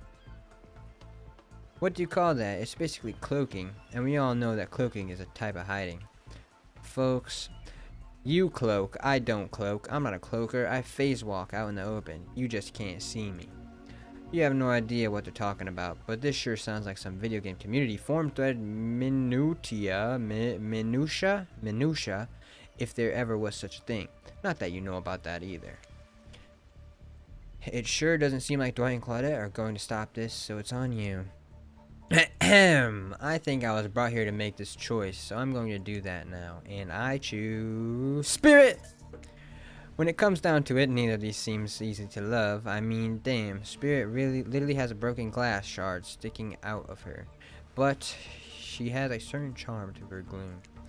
Spirit and I were actually having a nice time. Besides, if it's my fate to end up on this island, well, to hell with fate, really. You said that fast as fuck. Yeah, I did. Look, if I was trying to escape the island and do the little nerd ending, oh, escape the island and survive, well, then I'd go with him. But listen, bro. Spirit, I don't even care if this was real life and Spirit was there. Hey, I'm on this island for the rest of my life now. I don't know how I got here. And don't take this the wrong way, Wraith, but the amount of awkwardness you pack into a single day, no wonder you're so skinny. All the second guessing yourself must burn a lot of calories. No offense taken. Yeah, okay, it's true. I can be a little awkward, I guess, sometimes. Right, so I'm going to stick with Spirit. Goodbye, Indiana. Hello, Spirit. Spirit breathes a sigh of relief. I've got enough revenging to do without having to kill you and Wraith, too.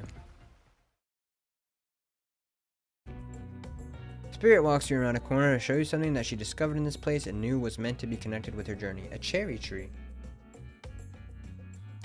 Spirit Airlines, you're going to die? So, bro, I've been on Spirit before. It is just a small sapling, but it has begun to sprout flowers. It doesn't make sense to see a cherry tree here in this place. It also doesn't make sense to see a ghost in a black bathing suit, so you just accept it. As Spirit steps up to the tree, a cold breeze pulls off some petals, and they come cascading through the air around you both. Oh my god. Do you know the meaning of the cherry blossom? They're beautiful, but also quite symbolic, of course. Like all good symbols, their meaning is pretty complicated. What do they mean to you? For many people, being among cherry blossoms is like being at a celebration of life. People travel great distances just to be near their vibrant beauty. However, as beautiful as they might be, they aren't magical. They're simply flowers. They quickly die and fade away, and for this reason, they are also a symbol of the fleeting nature of life, of our fragile mortality. In a way, it's the specter of looming death that calls attention to this special moment to see and appreciate life. How does that duality make you feel, Forginal? What does empowered mean?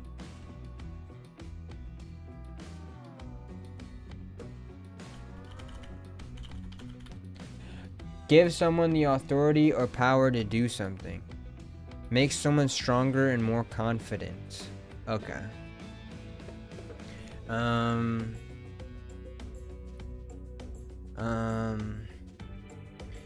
does that duality make me feel? Empowered! Give your diploma back? Shut up. I don't know what that word means. The knowledge that life and death are a cycle has always given me peace.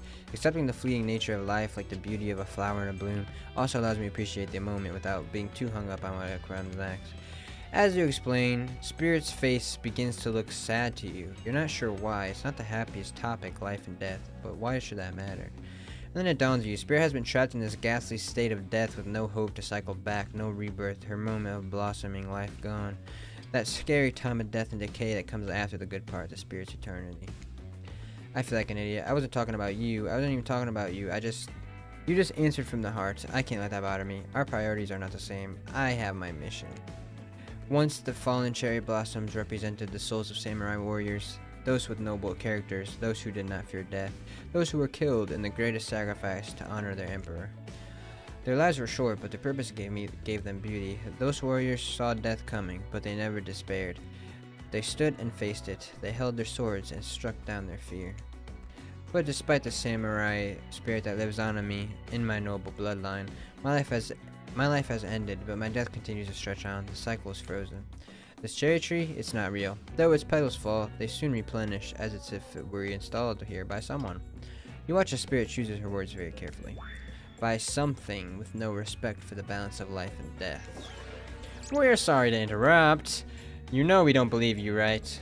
Yep, but this time we've totally got a good reason, and it has nothing to do with us being manipulated by an unseen force, because that's definitely not happening. Nobody accused you of that, but okay. We're just here to tell you that it's time for dinner, silly. Get it while it's hot. I guess it's time to go or whatever. Thanks for spending some time with me today. I enjoyed it. Me too. Or did we fuck up with that question? I think we're fine. I don't want to fuck this up. Really, Scar? Really? Oh, I was on window capture the whole time, my bad. What a fun day you've been having. I can see it written all over your face. You're shining, and that's not just the remaining anxious sweat from spending an afternoon courting a psycho killer. No, you're really feeling this whole romantic experience. Don't worry, I'll keep your dirty little secrets. I died already? Yeah, but like, I gotta get the best ending with her. But enough gentle ribbing.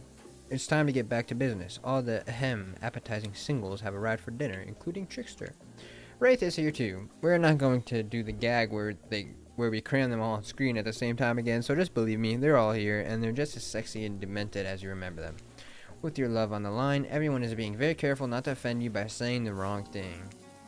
Congrats, by the way, on getting this far. I'm surprised as you are that these four are falling for you. No, not because of your personality, but because you just met them yesterday. However, since Trapper seems like the biggest long shot to end up holding onto your heart, he throws caution to the wind and speaks up. It's a pretty small consolation prize for being the least loved killer on the murderer's island, but hey, letting them have this one moment in the spotlight is... letting them have this one moment in the spotlight is the least we can do, and heaven knows they won't do any better. You guys need to fix this. If I'm dining solo, I'm eating what I want, and you're all eating it too. Lamb shank, rare, salt, pepper, no sauces allowed, and serve it with one single piece of broccoli so Wraith doesn't complain. I like broccoli.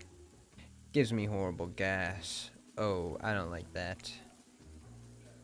It said is. They had is twice. Buddy, wait till you smell what rare lamb does to my bowels. It's awesome.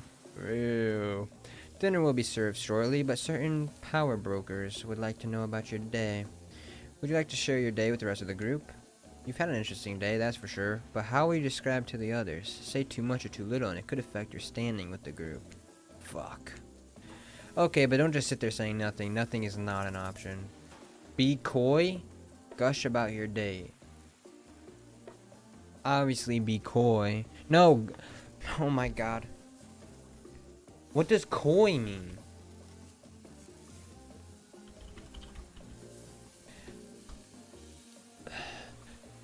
Reluctant to give details, especially about something regarded as sensitive. Quiet and reserved. Or gusher. Okay, what do I do, man? What do I do? I can't save here. What do I do? Do I gush about my day and make everyone angry at me? Or do I be coy? I feel like you're supposed to be coy, right? But what if I go crazy and say, oh, me and... Okay, I'll be coy. It wasn't really a date, more like two people avoiding everyone else and choosing to be alone, but doing it in a relatively close proximity to each other. That's exactly right. Couldn't have said anything better. Value myself. Yes! Spirit is clearly happy with the way you portrayed your date. No surprise, she doesn't like people getting into her business. Dwight and Claudette bring out dinner. Everyone eats in silence. No one trusts anyone now, and they're all very tired. Oh wait, no, sorry. That's a dreary supernatural horror thriller set in Antarctica, not a charming parody dating sim set in an undisclosed tropical paradise. Anyone know what this reference is? You're welcome. Thank you, Scar. Bony appetit. Don't you mean bone? No, almost everything we serve has a lot of bones in it, even the vegetables. Impossible to avoid on this island. Everyone eats without speaking. Tensions are rising, both of the sexual and deadly variety. When everyone finishes, Dwight and Claudette come back to clean up the table. They linger around you as they pick up your plate, take your napkin, and dust crumbs off the table. What would you like to say to the servants? Thank you, guys. Your top-notch service is much appreciated.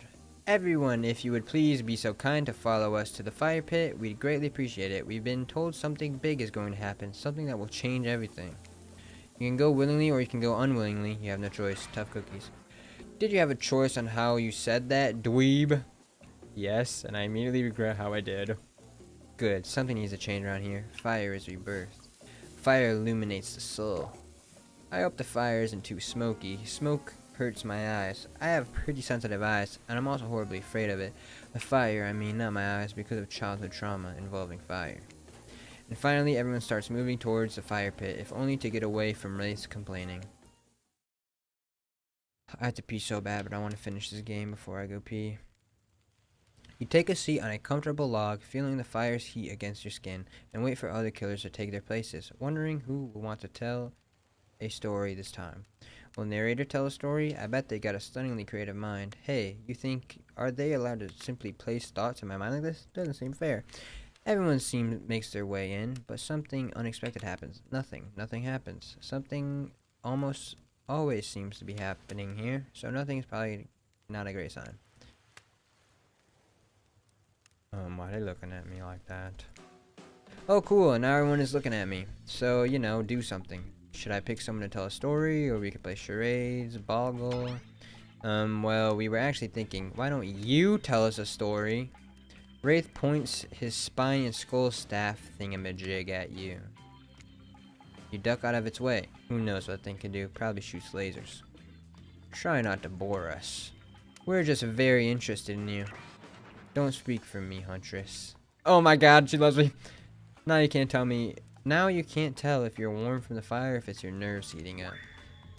I know that the fire is right here, but maybe if we stop talking about it all the time, we can start to pretend it's not there and doesn't, you know, threaten to burn us all alive. He's not supposed to hear me. Get out of here, Wraith. Forginal is about to make an important decision about telling a story or not. Fine, I'll tell a story. Sure, I'm game to tell a story. I hope it's a mystery. Okay, so what type of story do you want to tell? Oh my... Romance. Right? Spirit likes romance. I'll tell a romantic story. About two lovers who take poison together and die foaming at the mouth? Or about two strong hunters who meet when they both try bludgeon the same Willy Wolverine? Not quite. It's about my parents. They met at a party in college. He was hosting, she'd been dragged there by some friends. They couldn't have been more different, and yet, as the night went on, they were drawn to each other. She made fun of his taste in music, and he took an interest in her major, women's studies. They were married within 2 months. Bit soon to know if you can trust someone, don't you think? It's so sweet. Exactly, I learned a lot from love from them. If you know, you know. Some people don't need years to get acquainted with their partner. Love could spark from a mere look across a campfire. Now you've got their attention. Each killer is furiously attempting to catch your eye from across the fire pit. Except for Trickster, who has wandered over to the bar and is loudly playing his own music on headphones to drown you out. Aubrey Raid, what's up, Gio? How you doing? Okay, that was not a very good story. I don't mean to insult you, but it was actually quite bad. Sorry, but this narrator keeps it real. We can't just end there. So who else would you like to hear a story from? You looked from killer to killer, trying to decide who might be the most entertaining. Spirit? I can't do Spirit again, man. I can't do Spirit again. Like, what the hell? What do I do? I want to do Spirit again, but I can't. Because then they can say, oh, you're a sip. I don't... And what if she doesn't want to tell one again? Oh my god. Just do it. Fine. No, I can't, man. Fine. I suppose I could tell a story. I don't really want to, but anything I say is sure to be better than whatever you got on anyone else in the group. Like all good stories, I saw this one from someone in the past who is dead now and can't do anything about it. She didn't want to tell one, bro. I fucked up. It's called The Bride, or technically I suppose The Fiancé. One winter, a young couple decided that the next spring they would be married. The two were madly in love and could not wait for the snow to melt, so they could join in matrimony and unite their souls for eternity. Just got home from work? Nice. Per the latest bridal trends, they decided to have their wedding ceremony at the edge of the woods by a beautiful, shabby chic farmhouse. Together, they spent months planning the details of the wedding. The two created invitations, figured out seating arrangements, and tasted 100 cakes before settling on the perfect one. They chose Lilikoi, by the way, so fancy. When it came to figure out the decorations, however, the bride, or the fiancé, I guess, since she wasn't actually married yet, wanted to take the lead and set the style. After all, her boyfriend had been wearing cargo shorts and open-toe sandals for pretty much their entire relationship, so he was definitely not to be trusted. Having decided on such a lovely natural setting for the ceremony, the fiancée decided that she would create unique floral arrangements from the local windflowers that surrounded the farmhouse. As soon as the sun rose on the first day of spring, she set off into the woods.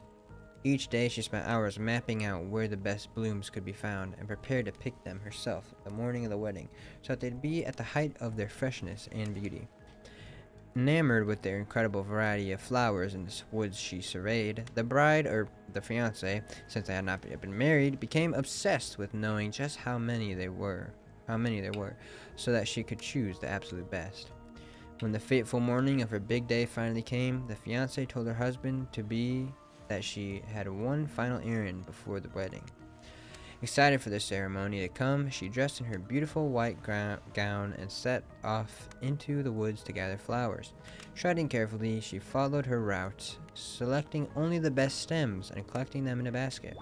However, when she came upon once a familiar clearing, something was not as she expected. Somehow it was more beautiful now than it had ever been before, and just on the edge of her view was a new bush filled with blossoms so vibrant and colorful. She became dizzy just looking at them. But the fiancé ignored her sudden spell and pressed ahead, scooping up flower after flower, and every time she did, she noticed just further ahead and possibly even more beautiful blossoms.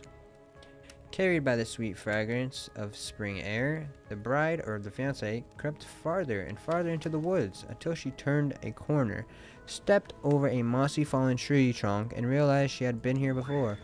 But this wasn't the clearing she remembered, or at least not how she remembered it. The flowers were suddenly overripe, decaying, falling from their stems into festering moldy piles on the floor. Where bees had been, now only flies buzzed. Where the scene of flowers had once intoxicated her, the odor of mildew now made her sick. She turned and looked back, but the path was dark. Into a shadowy glen she walked, and walked, and walked. That day, as guests gathered at the farmhouse, the fiancé was nowhere to be seen. Her friends, family, and love began to look for her, but to no avail. They searched the pasture, the tree line, and into the forest, but there were no beautiful wildflowers or young lovers to be seen. Just old dead trees, trampled vines, and moss-covered rocks. The fiancé stayed a fiancé for eternity, always wandering, looking for fresher blossoms to clip, but never finding them. Distracted by a never-ending search for perfection, unable to see that you are loved for who you are, out there all alone. I thought it was beautiful and sad, just like someone we know. How was story time? A lot of people would like to take pot shots at sequels, but I think every good story deserves a follow-up. When you think it's the end, the sequel is almost never as rewarding as the original. That's why I'm much more a fan of the episodic style of storytelling. Knowing it's a series takes a lot of pressure off of any individual installment, and builds a greater sense of community between audience and creator. Tell me, Forginal, if you could delete any sequel from existence, what would it be? Don't answer that. We actually don't care. We're just here to make sure that we seamlessly move on to the next segment of the evening. God forbid my small talk get in the way of a romantic twilight moment. Dwight, I'm gonna need you to shut your yap trap. You know that we need to get back to that thing we do whenever we're not on screen. Really?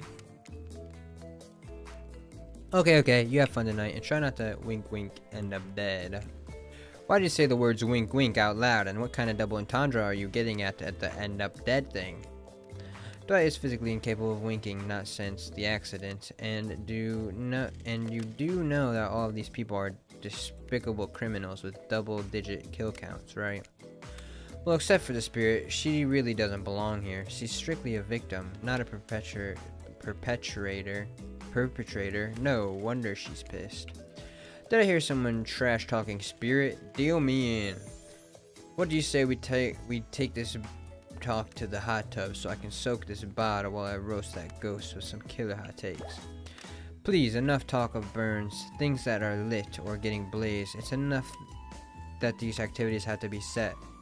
Oh my god, bro, I can't. It's enough that these activities have to be set next to a little fire. Must I be surrounded by figurative flames as well? What if we turned and ran away as far as possible from this place as we could? Just you and me.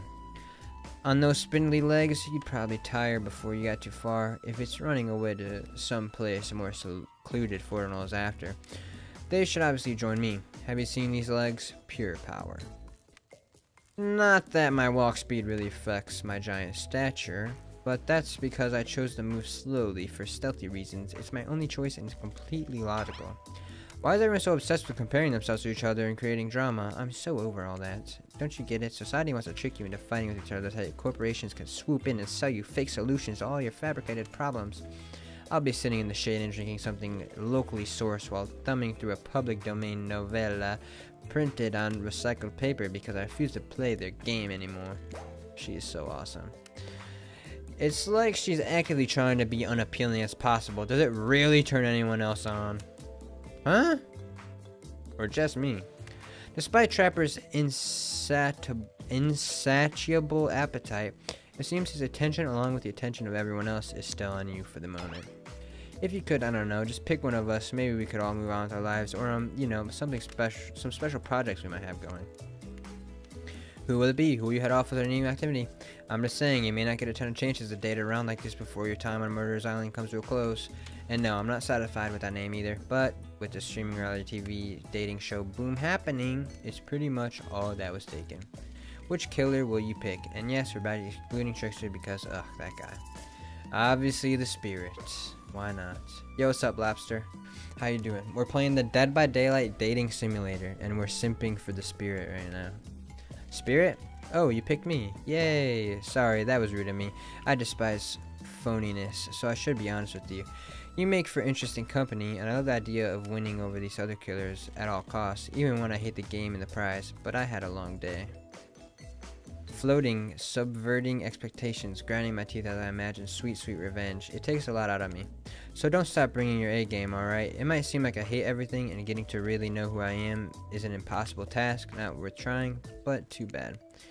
You won't know unless you search deep inside yourself and bring everything you've got. Or just say the exact right thing at the right time and melt my cold heart in an instant. I don't know, the rules here are better than you. I don't know, the rules here are better than you do. See you at the bar, I guess. Dating sim, yep. It came out today. You arrive at the bar to find Dwight and Claudette, both holding cocktail shakers, surrounded by a bevy of bottles for assorted boozes. Who's ready to get wasted? Really? As you know, I don't drink, so not me. Unless you mean wasted as in killed, in which case, Dad, if you're out there somewhere, I will find you and waste you for what you've done to me. You really don't think ever is that alike because you really don't drink ever? Is that alike because it will just fall out a hole in your stomach or something? Or I don't drink alcohol because alcohol is poison of the body and the mind, and I don't need to act like a fool to have a good time. True! And why'd you choose mixology lessons as your romantic nighttime activity? Everyone knows this kind of day is just an excuse to get loaded up on booze and make terrible decisions. It's true, not a single person has ever learned anything at one of these things. Dwight, now that's not true. You learned how to tie a cherry knot in a stem using only your tongue. Whoa, whoa, who ordered the soda with a splash of my private business because that's off the menu? Well, I know what I'm drinking to forget tonight. Mixology is a real thing, and it doesn't really require alcohol to be interesting. I'll have you all know that I worked at a restaurant before I was violently executed by your father, on whom you will have your bloody revengeance. Right, right, well, so be it. How about you, Forginal? Do you drink? Nope. I've got the impression that tonight will be a night I want to remember perfectly, so I'm gonna pass on the alcoholic drinks. Here, here, alcohol is a false escape. Besides, it's not like sober people can't have fun. You watch as Spirit picks up a plump cherry and roughly stabs a little plastic sword through it. Cherry juice splatters everywhere, and its little fruity guts flop out onto the Spirit's lap. Oopsie. One of the upsides of wearing black is hardly shows any stains. No take backsies. So, lovebirds, what drink shall we make? I don't know anything of these. Bloody Mary, dark and stormy, zombie, fancy beer.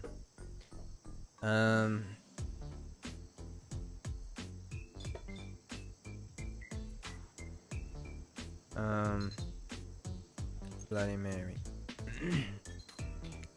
You turn around and see Claudette holding a mirror up to your face. Bloody Mary. Bloody Mary. No, no, no!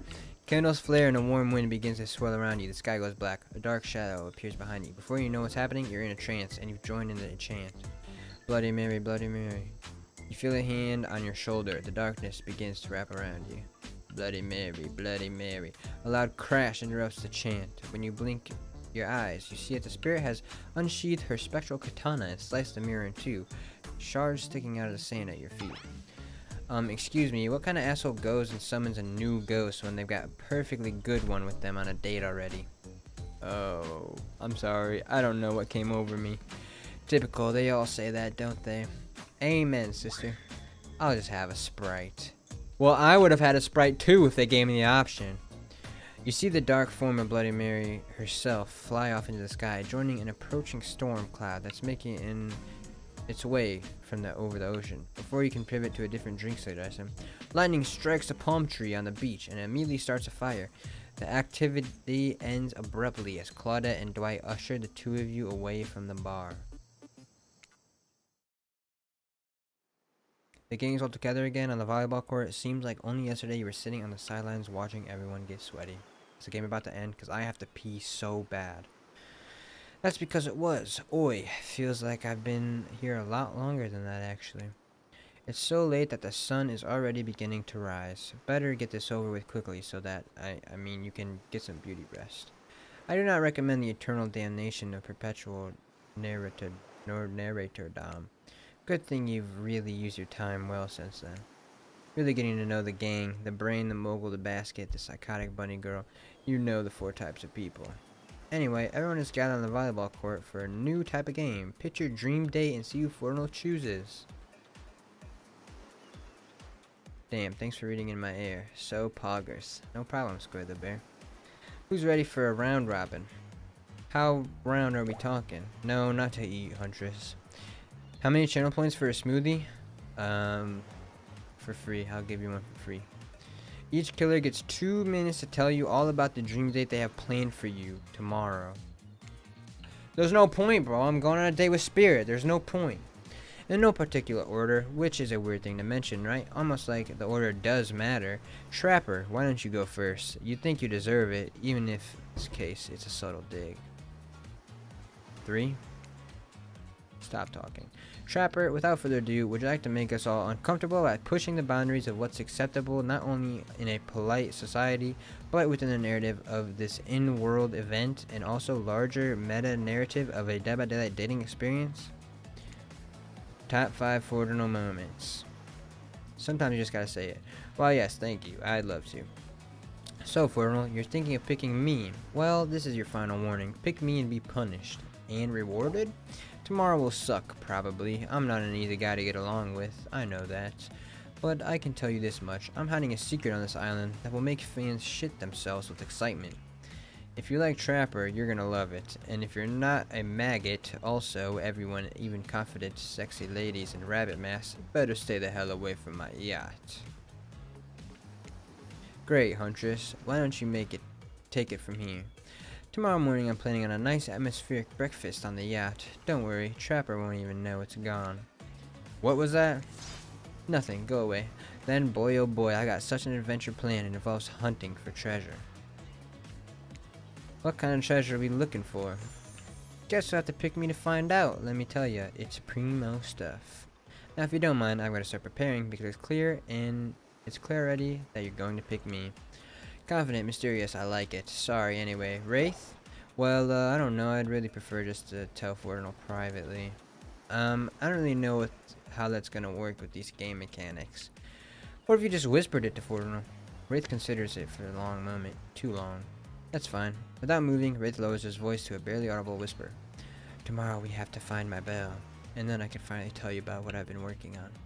It's going to be really special. The kind of thing where we will really bond. And maybe finally get off this island, and maybe then we can go on a real date. You done? Is that it? Wraith nods, proud. Hit us, spirit. Figuratively, damn it, Dwight. You gotta watch your words with these people. Tomorrow, you'll spit in the face of God, die, and be reborn anew. That's it? If you're not intrigued by that, I don't want you. Go draw crayon art with the trapper, or dig up whatever mysterious with Wraith. I don't know what those guys do all day. Do you want to at least specify which god you'll be spitting in the face of? All of them. Okay then, so hydrate tonight if you intend to hang with spirits. And time's up, everyone. Gosh, I need to dream about these options so you're ready to choose in the morning. Now go dream about all these swoon-worthy options so that you're ready to make a choice come dawn. Have a swell night. Did you two forget to mention something? Haha, oh gosh, how could we forget? Before you run off to slumber peacefully, there's one more thing to do. No reality survival dating competition parody would be complete without singling out one of our contestants who is already teetering on the edge of a psychological break. Oh. And giving them a little push. Hold up, this has been a survival dating competition parody this entire time and I'm just now finding out about it? Come on, the signs were there, you just didn't read them. Welcome to Murderer's Island. It's now time to eliminate one of the 4 killers? Oof, it's like butchering, but it hurts even worse. You can't kill a killer, but can you break their hearts? Do you even dare try? You mean, that's right, tomorrow one of these sexy slicers will not be eligible to take you on a date. Who's it gonna be? But why? Because it's dramatic, because it's surprising, because it's a classic reversal of fate, and will hurt someone's feelings, someone dangerous? What's it gonna be, champ? What's your thought process here? Trapper seems like he might throttle you in your sleep if you eliminate him. That being said, at least you see him coming. Spirit could be anywhere. She floats, and I hear she can disappear. Hard to track. Eek, if you get rid of Wraith, he might cry. And although I totally support normalizing men crying and being vulnerable, it just seems like he might be an ugly crier. Huntress, she might pretend to be okay with it. Then you'll start seeing her behind every tree. What am I supposed to say? I don't envy you, boss. So which sociopath are you eliminating? Who do I eliminate? What the bleep is this bleeping bleepy game? It's like dating simulator.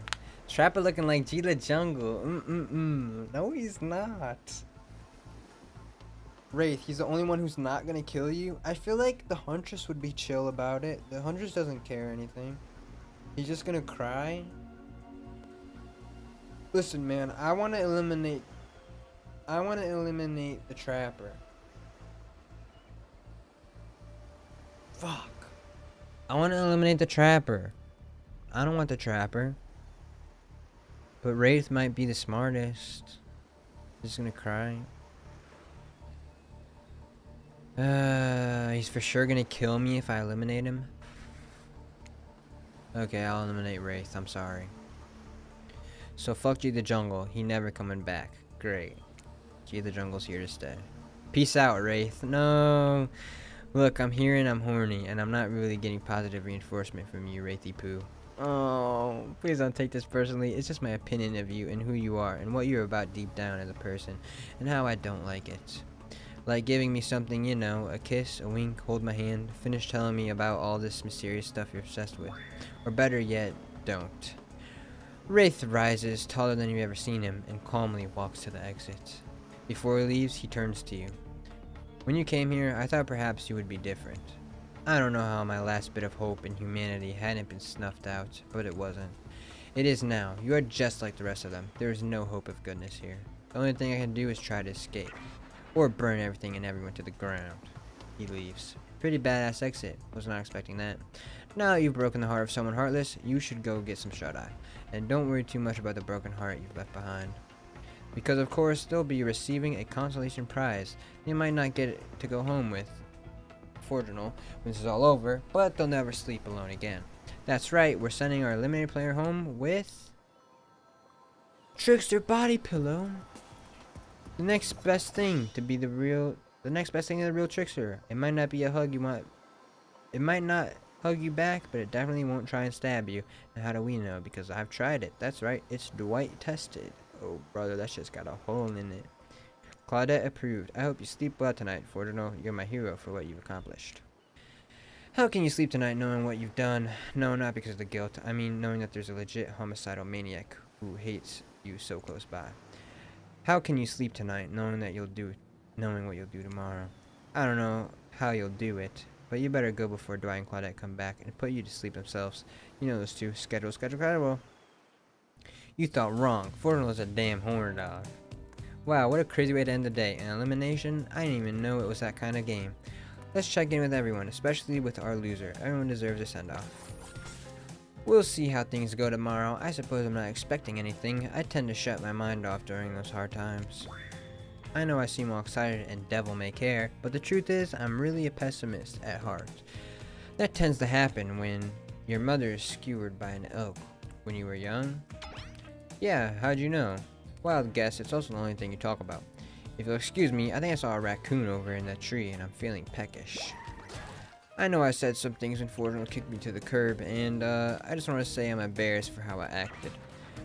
Not what I said though, I stand by it. I want everyone here to burn.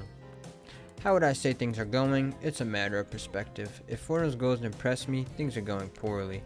But if Fortinal's goal is to get themselves killed, they're doing an amazing job. Fuck. You like the Huntress me? Did I think there was a chance I might get eliminated? Yeah, I did.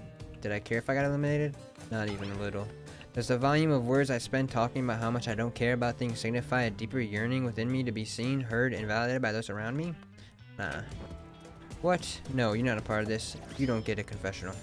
It's cool, man. I'm not part of anything, you feel me? I'm not a cog in anyone's machine. I'm my own machine.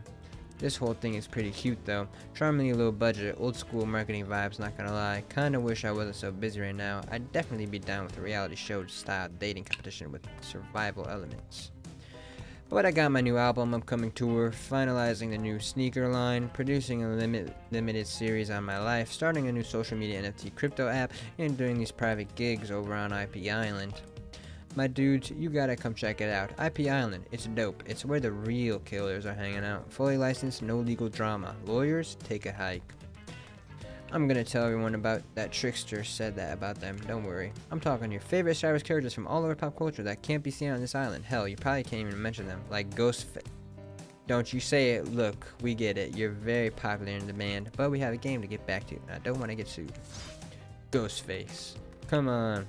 Whatever, I don't even care. I'm the Trickster. See you around, Fortinal. You too, narrator. I have a name, you know. You do? Yes. Seriously, they do not pay me to deal with you people. Is it my turn? What? No, it's not your turn. You're sent into water. How are you even sitting in that chair? Me when anything look like Vex? Hubba hubba hee haw hee haw. No, she didn't look like Vex. She was super big and strong and sexy. So Lowry, basically. What's a chair? It's the thing you're getting all wet. Now it's gonna smell like mildew. Okay, rude. Fine, let's just get this over with. It's your turn, Ocean. Do your check-in. Check-in? I was just looking for the bathroom. Bathroom? Are you serious? It's down the hall to the left. It's okay. Never mind. Lazy's back! Lazy is back. Oh, what's up, Lazy? Never mind. What does that mean? No, not you two. This wasn't meant to be confessional time for literally every character in this game. It's okay. We don't have time to confess anything. We've been working our asses off for 2 days straight and wanted to sit down somewhere. This chair is wet. Yeah, I think the Ocean just peed on it. How is that possible? You know what? I don't care. You two are looking pretty pleased with yourselves. I got something to confess. Oh, great. What's it gonna be? You ate glue in the 2nd grade? You cheated on an algebra test once? Watching Wraith get eliminated was the first time. This unending spiral staircase of pain that is my life that I've felt even Okay, I can't read this anymore.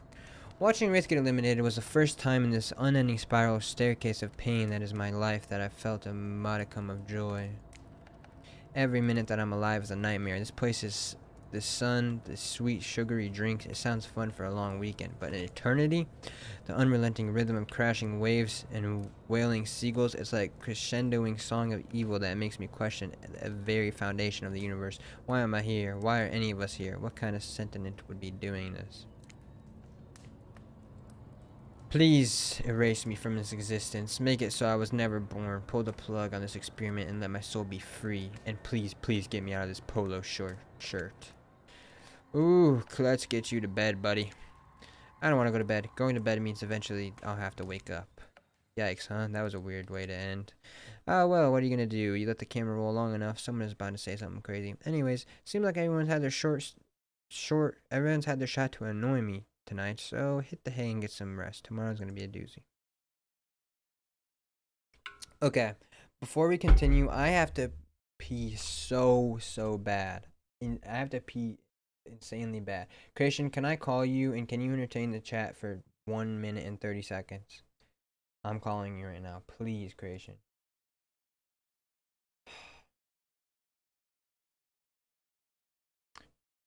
He's not answering. Creation, you hear me? Yeah. Okay, I'll be back. 1 minute 30 seconds. Please entertain the chat, guys. This is a Creation Q&A interruption interview. If you have any questions for Creation, ask him away right now. You'll have 2 minutes to ask. Okay, be right back. Thank you, Creation. I shouldn't have accepted the call.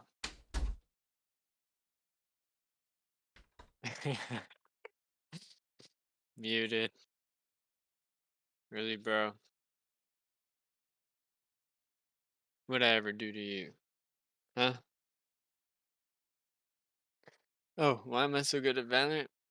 Um, well, I'm so good because I have 2,000 hours on CSGO, and then I have a bunch of other hours in other games, and I've been playing for a long time. So that's why I'm so good.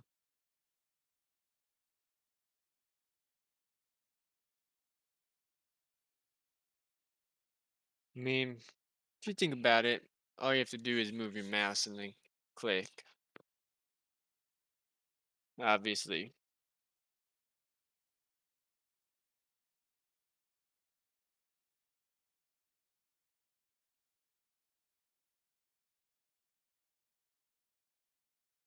Question, why are you so awesomer than Forginal? This is almost like your own stream. If you think about it, you can take over the Forginal Twitch channel. Yeah, that's true. I mean, I pretty much carry the stream when I'm on it anyway. Like, literally, I might as well just take over the stream. You know, like, it's not even that hard. You literally just play the game and then you talk. Yeah, I do carry the stream. You just sit there literally type on your keyboard all the time, literally clickety click click, bro. How about you actually do something besides type? All you do is type. All you do is say some mean things in the chat all the time. Only show up and be mean. No, you carry nothing. You literally carry nothing because you go so mean, bro. You're always so mean typing in the chat. Why don't you just be nice?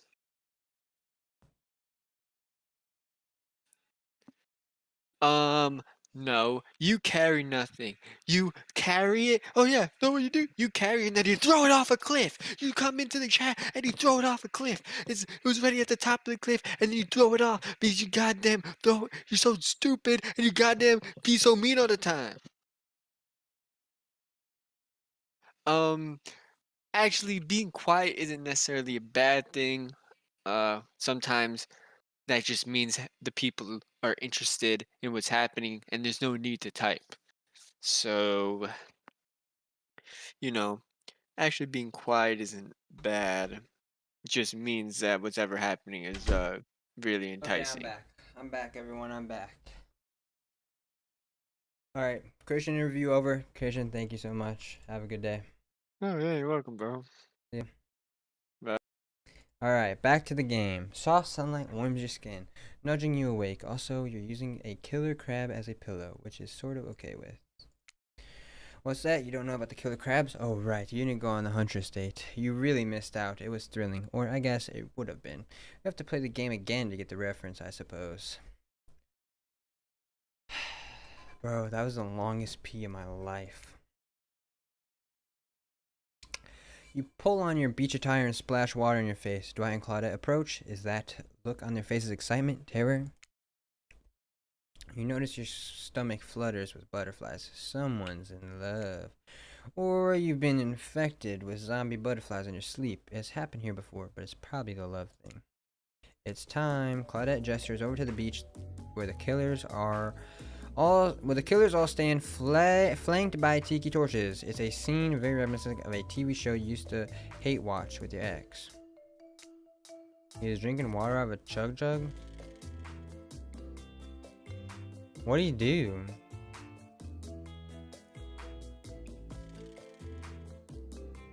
When creation's streaming it quiet because he's so boring. Why are you so mean to him? Leave him alone. You did a good job. Suddenly the message is clear. You are going to declare your affections for a killer in front of several other killers. Hey, isn't Trickster supposed to be here? We paid him good money to make some half-assed cameos in the show. I'm gonna chew his agent out. But before they walk you over for your big moment, don't think we haven't noticed how kind you've been to us, Forginal. It can't be easy being thrown onto a mysterious island for seemingly no reason, surrounded by terrifying killers trying to manage your most primal impulses. Nope, he didn't, and he started, and I ended it. Murder and making out. And you've kept a cool head and treated us, your friendly island host, with dignity and respect. So don't tell anyone I told you this, but Claudette and Dwight look around conspirationally. Just a little hint for you going forward. Don't go all the way with a killer who isn't into you. She's totally into me. Relationships are two-way streets, and if you don't have a green light in the other direction, you might end up in the friend zone. No way she's gonna friend zone me, bro. No way. Where do you think you are exactly? Dabba doesn't do friends. They're killers and survivors, and I'm afraid we can't say more. Okay, so who's into me? Claudette and Dwight look around conspiratorially again. Well, I've never seen Spirit open up to anyone like she has opened up to you. I've seen her open up to the insides of plenty of people, but thankfully for you and for us, that's in a different type of game. So you ready? Of course you are not, but too bad. We are on a schedule. Bro, if she friend-zoned me, I'll punch my monitor. Well, actually, Creation said he carries your stream, and well, I defended you. Really? You make your way over to the row of hotties. Claudette and Dwight stand off to the side, hands behind their backs. It's been quite the 48 hours, but there are clearly sparks in the air, and I'm not just talking about this rusty chainsaw. Though I do recommend staying away from those sparks. It's time for our newcomer to confess their love. Wait, I have to do a drum roll for this. No, you don't, but who cares? Forginal, who do you choose for your solo date? Can I at least do the flower thing? Dwight, I thought we agreed to keep that between us. No, not that flower thing. The thing where the suitor gets a flower as a symbol of contestants' love and affection. Oh, right, I suppose, but no roses. There's such a cliche at this point.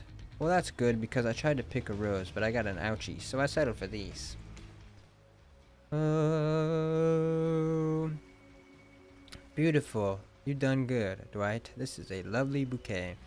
I hope Dwight saved some of these for Claudette. They're a thing, right? You're getting that vibe too. Just me? Sorry. You got other things to think about right now. But if you think about it, the title of this game's so funny. Hooked on you, like the Dead by Daylight hooks, like what the killer uses, but it's supposed to be a pun because like hooks are in the original game, and that's how the killer's trying to kill you. So if you think about it, it's funny. True. Forginal, who do you select to receive these flowers and spend the day with today? I wonder who. You approach Spirit, peering below the brim of her impressively large hat and into her haunting eyes. Spirit, since I met you, I've been enchanted by your presence. You challenged me to be a better person and resisted the urge to show me the sharp end of your katana. For that, I thank you. I'm ready to take a relationship to the next level. Please. And we shall, up to the eye of the dark storm that is our reality, to the lantern room of the black lighthouse. Yes! It's time to see what you're made of, Forginal. Oh my god. We did it. I thought it might be nice to start the day out on Trapper's yacht before we head up to the Black Lighthouse. Even if I kinda hate this basic tropical vacation stuff like yachts and snorkeling or whatever, it's good for you to see me in the sun a little bit at least. There's more to me than what you've already gotten to experience. I know that my whole vibe can be a little dark. The hat, the swimsuit, the plume of floating air. This wasn't always who I was. I was a normal young woman once, went to school, hung out with friends. I even had a part-time job working at a restaurant in town. And then, well, I know what happened. Your father, he murdered me and I awoke as an undead avenger. That's not what I was getting at. Something else happened to me. I realized I needed to be seen. I don't even know by whom. A lot of time, when you think about ghosts, they're these kind of see-through flickering specters. You imagine reaching out and having your hand go right through them. Oh, like that sort of thing. Maybe there's some warpy effect on the world around you. I don't know. Depends on which movie you're watching. But when I died, well, I dare you to try and reach your hand through me. Not really. That's not an invitation. It's rhetorical. Why did I end up this way? Who brought me here to this island? Who knows? I sure don't. I've got many ideas, but I'm not exactly out there digging around in caves or dusting off antiques and trying to find clues and analyze their meanings. I do want to take this experience seriously, though. I want to give the process a chance. It may be a dumb process, and one that I have extremely little respect for as a person. But you just woke up on this beach with no memory of who you are or where you came from, and rather than freak out and simply try and swim away, you're giving this a chance. I actually didn't know that swimming away was an option. It's not, however, the fact that you never even tried. I think that means you've got courage, or an open mind, or I don't know, maybe you stuck around because you like someone you met here. Maybe. Forge be like, no, I don't want to play this game, then plays it for 5 damn hours. Look, bro, I'm gonna highlight this whole VOD and put it on YouTube. It's a free video tonight. There you go. You guys are welcome. While the two of you were getting all deep and philosophical flirty, the yacht pulled up to the shore next to the Black Lighthouse. Last stop, everybody off. There were other stops. Oh no, not for this trip of your life. Spirit rolls her eyes and leaves for the shore. I'm just messing with ya. This was the only stop. Nobody here is really looking out for our fun, so we have to make it for ourselves. Hi, YouTube. Everyone's out of YouTube. But no, there are no other stops. Seriously, go. Race you to the poop deck, Dwight. This ship doesn't even have a poop deck. Oh, it will. As you disembark, you see Dwight and Claudette run giggling across the ship. Too bad you can't date those two. They seem like they know how to have a good time. Oh my god, bro, I'm so scared. I'm so nervous. You arrive at the beach near the majestic Black Lighthouse. Its imposing form towers above you. A flock of birds circles lazily, no sense of fear or urgency, as if circling a corpse that hasn't moved in ages. Can I save? I hate this. I hate that's the save thing. It's literally Doki Doki Literature Club. They want me to save and make everyone happy, and it's kind of stupid, but whatever. I'm excited about today. See? Spirit places her wrist delicately on your hand and presses your fingers down against her skin. It's cool to the touch, but you feel, is that the faintest of pulses? My blood is absolutely pumping. So what happens now? Now I show you something that no one has ever seen up close before. Well, no one who has lived to tell about it. We're going there. Spirit points to the top of the lighthouse amongst the circling birds. What's actually up there? Have you seen it? Hey y'all, how's everyone doing today? Oh, please don't kill me. Certainly seems to be taking the whole elimination thing well, or maybe this is the opposite of that. Better not bring it up at all. Just hope he doesn't completely melt down. You're eliminated. Why are you here? Hi Wraith. You sure seem chipper today. Something strange is definitely going on with this guy. Well, something else strange, something different than what's usually going on. Wraith takes a deep breath, sucking in the ocean air like it's the greatest air that he's ever sucked. Forginal, thank you. Thank you for choosing anyone else to go on a date with today. Alone again forever. This is how it was meant to be. I feel alive. Are you done? We're kind of, on that date you just mentioned. I'm glad you're feeling better, Wraith, but like she said, we're in the middle of something. You mind? Oh, right. So, what you doing? Heading up to the eye of the lighthouse? I love it up there. You can really see the whole island from up there. In fact, Spirit, I thought you said no one has been up there and lived to tell about it, but this sounds exactly like telling about it.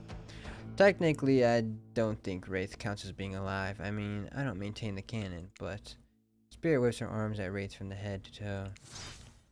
And if he's not dead, how's he gonna be when I punish him for interrupting our date? Hey, now we can solve our problems without our hair floating up into any menacing shapes. I'll just be over here running away. Enjoy the view. You know, I think Red was kidding about that whole being up there. Honestly, the view isn't even of the island. What you can see is mostly the ocean on account of it being, you know, a lighthouse. However, that doesn't bring up an interesting point. Regarding your, how do I say it? Spirit's hand floats up as she scratches her head contemplatively. You don't usually see her at a loss of words like this. What's your moral status? Wow, she gonna ask me a question. What's your mortal status? Because despite what our lanky friend seems to think, the lighthouse is not to be trifled with. It's a beacon of death and suffering that brings doom to it from all corners of this world, if not further. Well, duh, you saw a freaking pirate ship seemingly travel through space and time, only to crumble at the rocks beneath this spooky tower, but you decide not to point it out because that wouldn't be too romantic now, would it? I think I'm alive. I'm here with you, walking this beach, feeling the water on my feet, feeling the sun on my skin. I'm dreaming. Here, with me, the spirit. Does that really make you alive? I guess I don't know. If you come with me up to the eye of the Black Lighthouse, you may never return. Is that a risk you're willing to take? Because we have something I won't deny. I feel it. I'd hate for you to simply turn to ash. If we were to commit right here now to figuring this out as friends, we could put that risk off for another time. Just be friends? Ouch. Is this your way of letting you down easy? I don't know if I want that friendship. I want you. That's why I chose you. I can't decide this for you. I can only warn you that it may not be safe. You might die up there, and there's nothing I can do about it. I'm risking it all for her, bro. You take a deep breath and think about every particle of sea air as it travels through your body and fills your lungs. It may be the last time you have such a thought, but you feel strangely at peace with that information. I don't need another friend. I want something more. I'd risk my life for you. Yep, Spirit smiles, a quirky, devilish smile. Right this way. Oh my god. Inside the lighthouse is almost pitch black. It was seemingly day when you stepped through the door, but inside this place is like a void. The last thing you see as the final rays of sun leave you is a horrible sight. A petrified body laying on the stairs, reaching not up but down as if it had been crawling. Watch your step. The things we do for love. What's going on? When you arrive in the lantern room at the top of the Black Lighthouse, you breathe a sigh of relief. The light is out and seemingly defunct. Dust cakes the room as though it hadn't been operated in a century. Why is it nighttime now? However, somehow, it was just morning a moment ago, but now it's night? Yeah. What do you mean a moment ago? We've been standing here looking out over the ocean all day. I really enjoyed the peaceful time together with you, taking in the view, standing in complete silence for hours. It was kind of my perfect date. Really? I don't remember that. I just called it the perfect date, and you can't be bothered to remember it? What kind of game are you playing with me? I want to remember it. It's just for some reason my mind is completely blank. But hey, I'm not dead. So, are you gonna fuck or what? Oh, you're already dead and have been this whole time. That's true. Maybe we'll never know. It doesn't look like the light is working. Even turned off, the light has a power to it. The massive lens reflects moonlight through itself, a subtle spark that has a hypnotic effect. Maybe that's where the day went, staring into the light as the sun fell and the moon rose. Thanks for spending the day with me. I really had a good time. That's it? Don't get me wrong, this is really cool and all. I guess I don't know what I expected. I suppose if you thought you were walking into your death and nothing happened, it might feel a bit anticlimactic. Click the button to remove the text now. I don't know how. I don't know. Is that a thing? Sorry, anyhow, it's time to go. Here, let me just flip on the light for the staircase so it's easier to go down. The stairs look pretty dark still. Maybe spirit is interrupted by a strange hum, and then it becomes frighteningly clear to you that switch wasn't for the stairs. It was for the main lantern, a lantern that is now beginning to power up. The faintest smell of burning begins to reach up to your nose. Oopsie, looks like maybe that switch wasn't for the stair lights at all. Press H. Didn't work. Now we see who is really alive and who is really dead, I suppose. It was bound to happen sooner or later. You slam your eyes closed, hoping that somehow not looking at the light itself will protect you. Not sure I see the logic in that, but if it is magic, it kinda defies logic. I want to see it, but well, I'm a little scared. Don't look directly into the light. Open your eyes and only look at me, and I'll keep you safe. How do I get rid of the text? I want to take a screenshot. What's the screenshot button?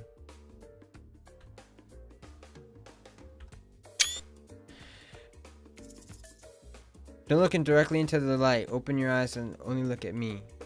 Okay. What? Okay, I'm putting my finger on the screen. Oh my!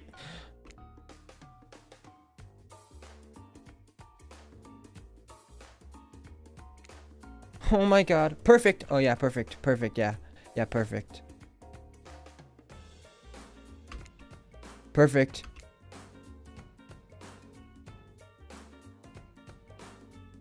Perfect. Oh, this is so fast.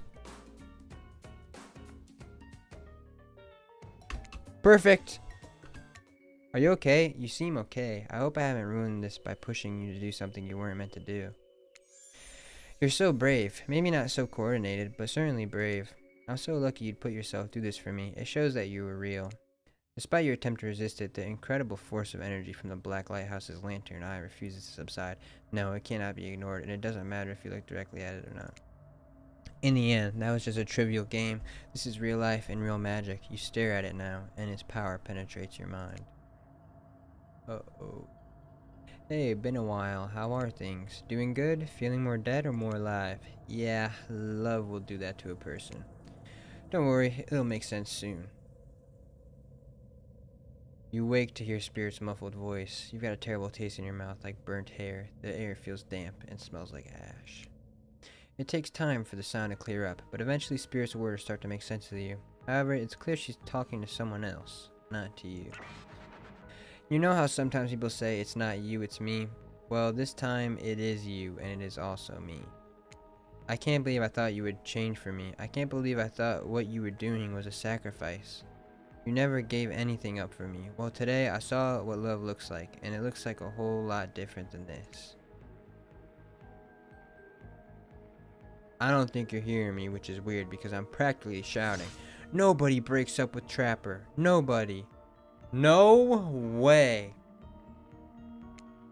Oh yeah? Fine. Nobody breaks up with Trapper, but I'm not doing that. I'm dumping. Don't you say it. I'm dumping Evan McMillan. Ah! Evan McMillan. And there's nothing you or he can do about it. It's over between us, Evan. Rin. Rin? Trapper turns from Spirit and looks directly at you. You realize that you're laying on the ground of some weird tunnel. I think that your shouting woke up Forginal. My shouting? Fake snore? Should I say something? Hey, asshole. I'm sorry, I think I interrupted something very personal and also quite scary. I swear I wasn't trying to listen in, but I heard a lot, probably not everything. I think it woke up in the middle. What did you hear? Just you dumping Trapper. We were never together. I mean, we were together. Wink, wink, wink. I know you're wearing a mask, but we can see your eyes. You don't need to say wink, wink, wink out loud. Another reason I'm right to have dumped you. You did not. It was mutual. The jig is, as they say, yup. They know you're awake now, and you're going to have to deal with this awkward situation head on. Clearly, I shouldn't be here. You two are having a very personal conversation that I don't need to be involved in. I don't even know how I got here. Not here on this island, or here in this creepy tunnel. As far as this island goes, your guess is as good as mine. As far as this tunnel goes, we brought you here. We? You and Trapper? But after the lighthouse came on, you blacked out. On your way down, I thought you might have hit your head or something. It's hard to tell what blood is new or old around here. Either way, I wanted to get you someplace safe, so I asked Trapper for help. It's not that I can't carry you, I just didn't feel like it, you know. I hate anything messing with my shards. Trapper, on the other hand, he loves nothing more than having an unconscious body draped over his shoulder. I could have asked Claudette and Dwight for help, but I don't trust them. But you trust Trapper? Like and trust are two different things. You might think Trapper can be a real jerk, and you'd be right, but you get what you see with him. We brought you down here because we're the only ones who know about this place. It's part of an old tunnel network that connects different places on the island. What's up, guys? Talking Island Mysteries, my favorite topic. I was just in the neighborhood, so I thought I'd pop in. Trapper, you said this place was private. Don't look at me, I didn't tell him about it. Half of the appeal of this spot is getting away from people like him. Well, geez, I can see why I'm not wanted. So, you three a throuple now, or... Because I gotta say, I really didn't get the whole Trapper spirit thing, but hey, if it's not my business, I don't stick my nose in it.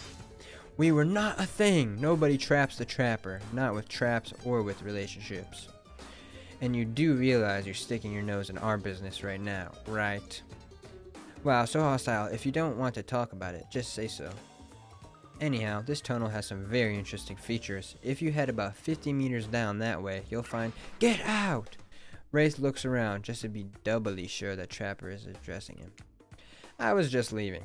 This island, it's a lovely place, which is great for me. I love to be alone. Trapper, on the other hand, he's quite needy. After a lot of pursuit, I finally let him catch up to me, and it became, well, I don't want to call it a relationship because somebody really didn't want to have that talk, but we were more than friends. I dispute the events as told for the record. I don't pursue, I stalk, and I lie in wait. Has you ever read this much? Yeah, I played Dogi Dogi Literature Club. I'm used to it. Seeing eye to eye was not one of the things we were good at. So I hate to ask, but I did just look into a refrigerator-sized death lamp. So I guess I'm more of a glutton for punishment than I thought. What were you good at? Well, for starters, excuse me, I'll take that question. Thank you very much. If you know anything about me by now, it's that I'm on a quest for revenge. Exactly. What you might not know, Trapper is like a great classical maestro of revenge. Trapper blushes behind the mask. That's one way to compliment a killer. The revenge against friends who had turned their back and betrayed him. Revenge against his father for making him into a monster. Revenge against a barista who wrote Ewin on his cappuccino, knowing his name was actually Evan. Ewin. For someone who thinks about revenge as much as I do, Trapper is an inspiration. But they say to never date your heroes. Good advice, but I don't think that's the saying. And then you came along, Forginal. You showed me that it's okay to be lost, to feel pathetic, to push on when you have nothing real to offer anyone. I'm not sure where you got all that from, but okay. You held the mirror up to my own doubts and fears and showed me that they aren't everything about me. That I can embrace those things but not be defined by them. You show me that life after death can be more than just an obsession with revenge and mind-blowing sex on the ground in a dark cave or a dusty tunnel. Oh no! No! The Trapper fucked Spirit on the tunnel. Trapper nudges you in the ribs with his elbow. Gross, clearly appealing to the Trapper's better features. Has been a winning strategy for dumping his ass because he seems to be taking quite well. No, he didn't kill me. Him and Spirit were dating, and he fucked her. This whole half-ass dating show parody thing, at first I obviously thought it was a lame idea. What kind of moron thought there was an audience for this?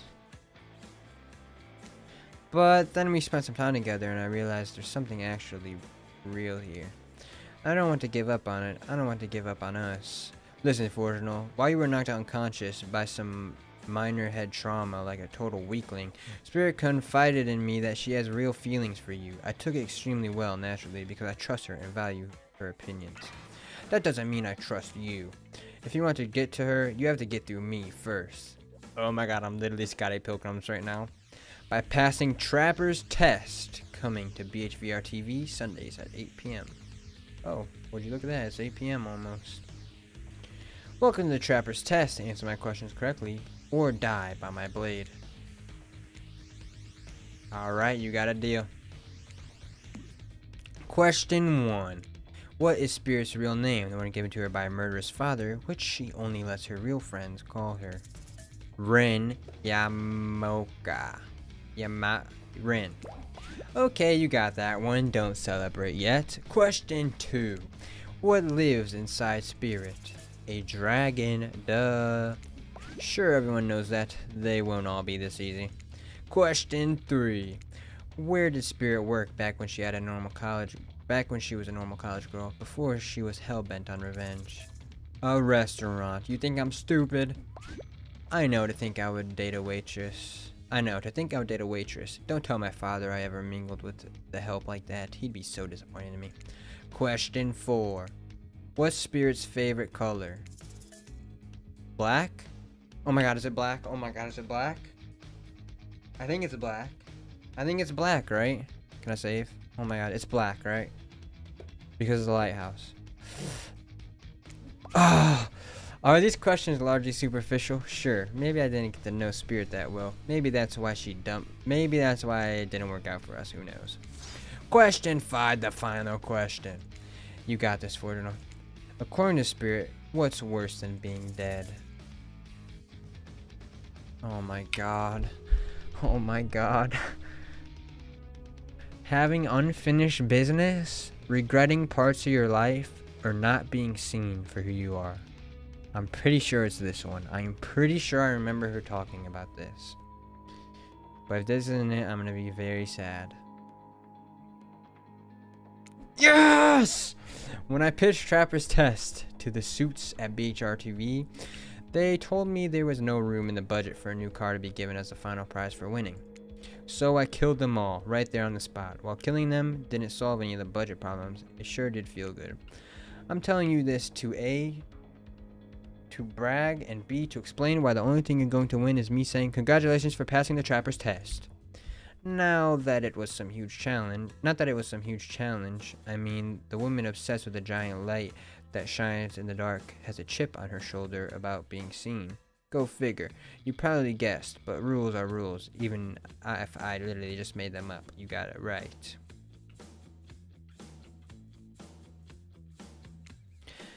So I guess I approve of you dating Spirit or whatever. I never really cared in the first place. I was just hoping you'd slip up and give me a good excuse to wet my blade with your blood.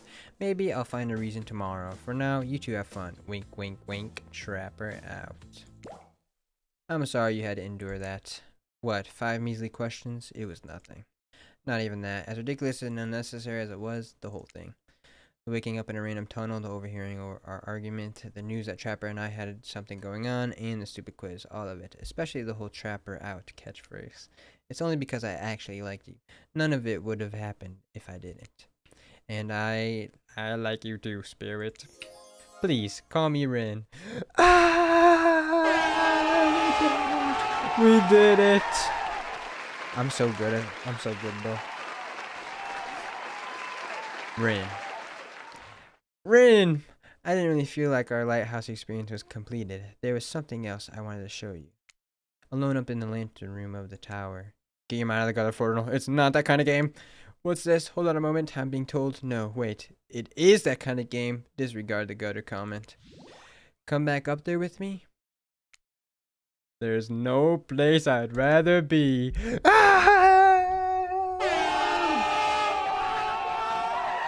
You're excited to return to the lantern room of this lighthouse, despite all the drama and worry that was previously a part of this place for you.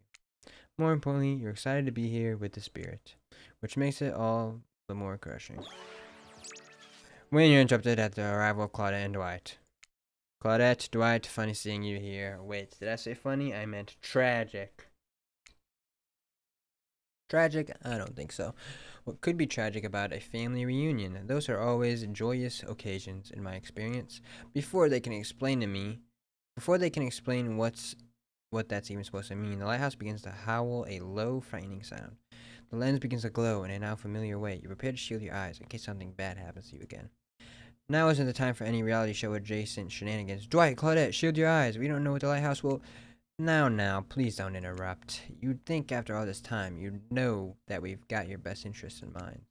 Wait, what? No, of course. I don't think that I got wax in your ears, friend. I asked you not to interrupt.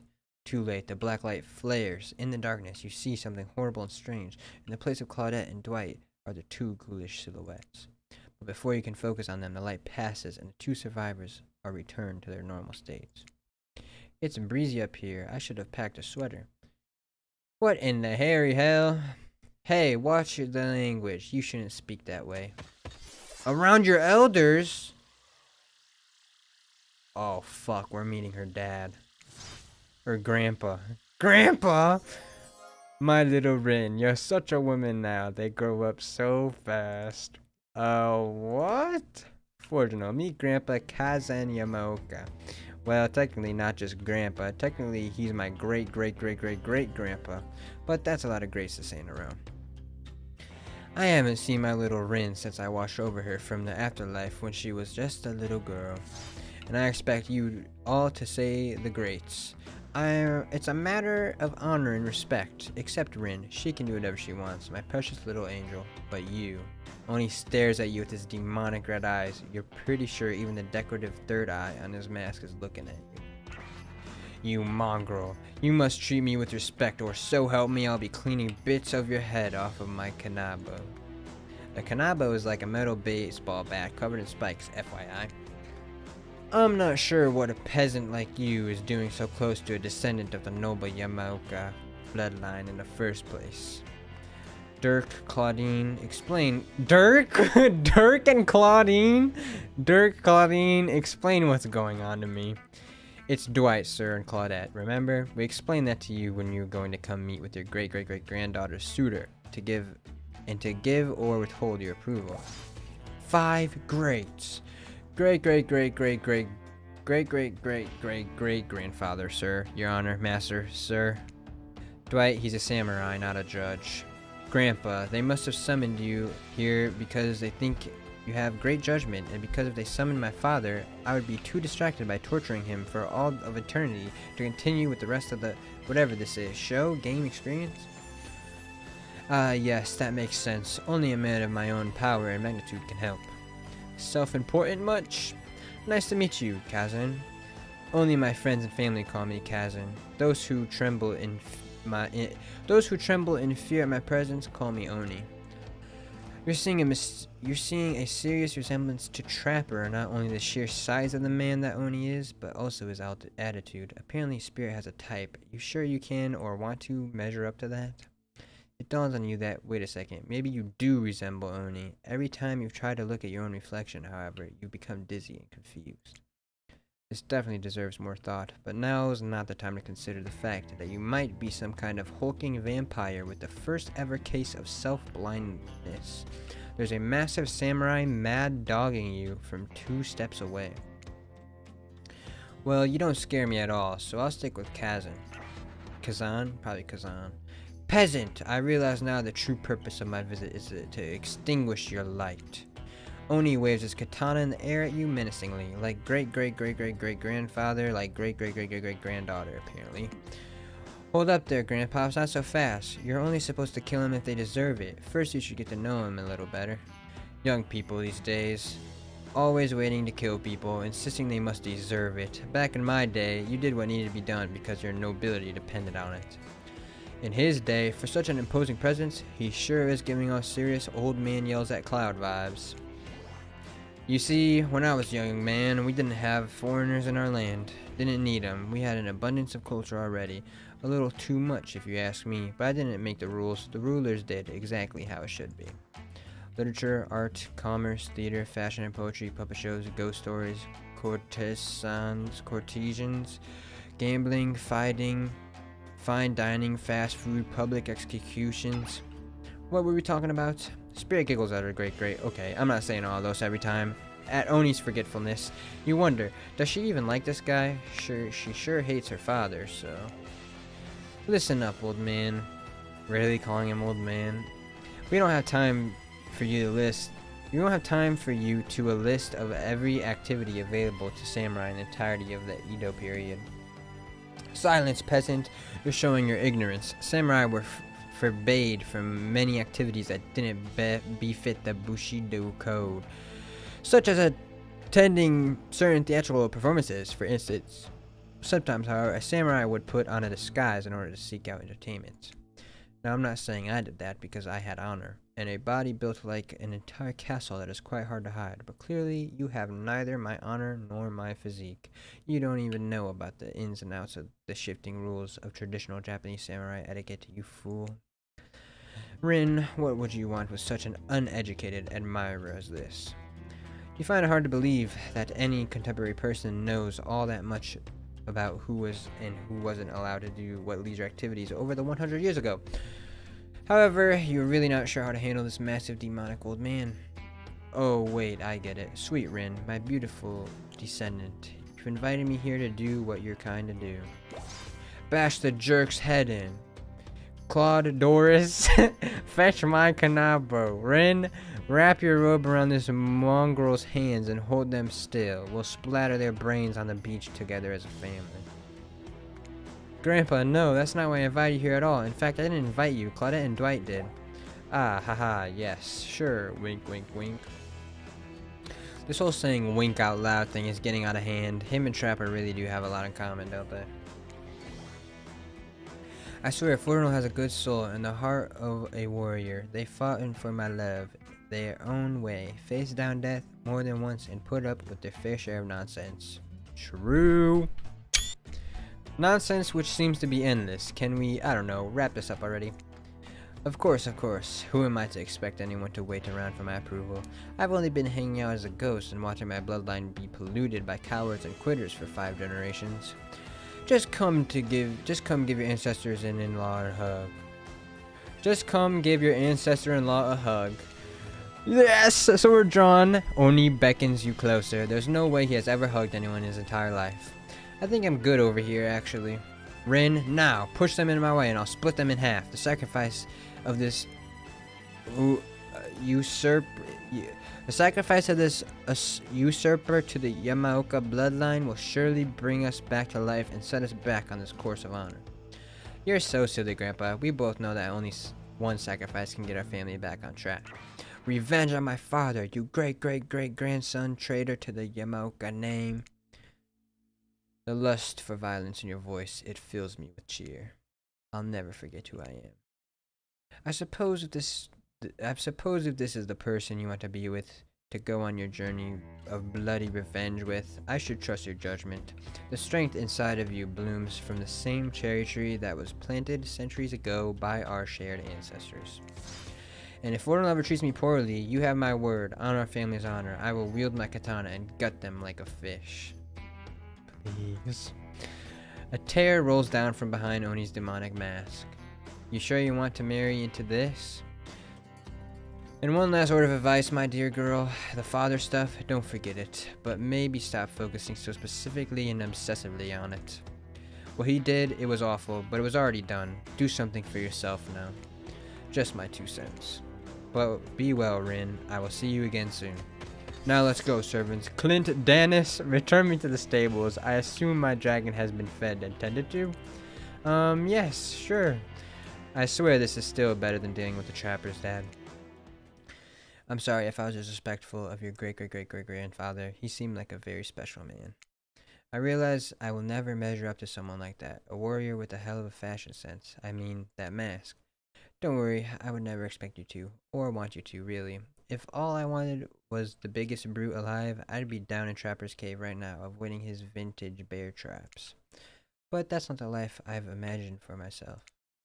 This sense of abstract duty, anger at a world changing around me, a lust for blood, that's no way to live, and yet, as you know, that is the Yamoka way of life. Forever, I'm cursed to battle against the dragon that lives inside me, or at least maybe I was, until now. Call me the Dragon Tamer, baby. You haven't won the game yet. Please don't ruin it. Sorry, I have no idea where that came from. I think we've spent enough time in this lantern room. We should get back to the beach. The moonlight sets a romantic mood as storm clouds roll in and surround the black lighthouse. You know, the sun might have set, but if we wait long enough, it will rise again. Spirit removes her sheer robe, showing you her strappy black bikini. Her pale skin glows under the light of moon. Maybe you could help me get a head start on applying tomorrow's sunscreen.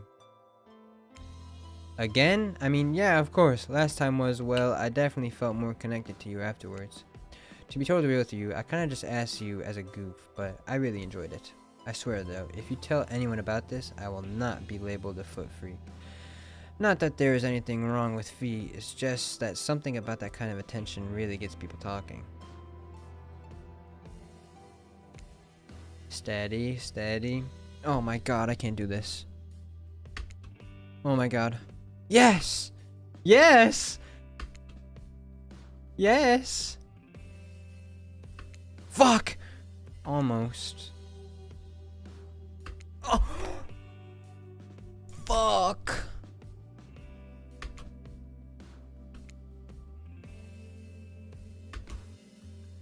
Yes! God, that's so goddamn hot. I love feeling your hands sliding up and down my feet between my toes. My skin has never been more moist. I love this game. Get up here right now. Before you can find a towel to wipe off your lotion, hand spirit grabs you, pulls you in close. Her lips lock onto yours. They're surprisingly soft and warm. The sensation is incredible. Clouds cover the moon, and you find yourself on the beach with spirit in complete darkness. You can feel the narrow straps of her bathing suit come undone and come to life, snaking through the air, wrapping around your body, lifting you up off your feet. Come here, you. So this is what it feels like to fly. As spirit pulls you close, you feel bits of glass press into your flesh. Pain and pleasure mix and wash over you like the ocean. Salty air stinging your skin as you writhe against your undead lover. The lighthouse howls. In the darkness, you're pretty sure that spirit lets the dragon inside of her take over. If it kills you, you're sure it will have been all worth it. The clouds part just as you manage to pull yourself, exhausted, away from spirit. Oh my god. A chunk of broken glass is lodged in your shoulder. When you pluck it from your skin, it drips blood. Sorry, I think this got stuck in me when I was having the best night of my life. Spirit drags her fingertip over the sharp edge of the glass shard. Keep it. Consider it a memento. I've got plenty more where that came from. Well, this is the best game I have ever played. You arrive at the beach to find Claudette and Dwight waiting. Now is the time, Forginal, to face your destiny. Actually, about that, Forginal, can we talk privately? Maybe I'm not here. Maybe someplace else would be better for this talk.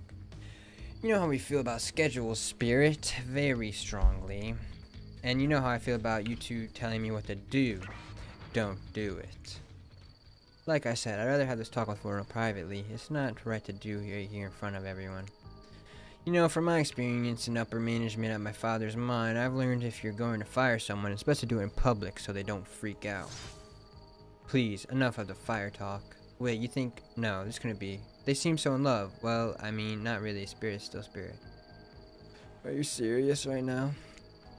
But if I tried to imagine Spirit in love, I suppose she hasn't attempted to murder Forginal yet, so... Okay, fine. Your guess is as good as mine, really. This girl is very hard to read.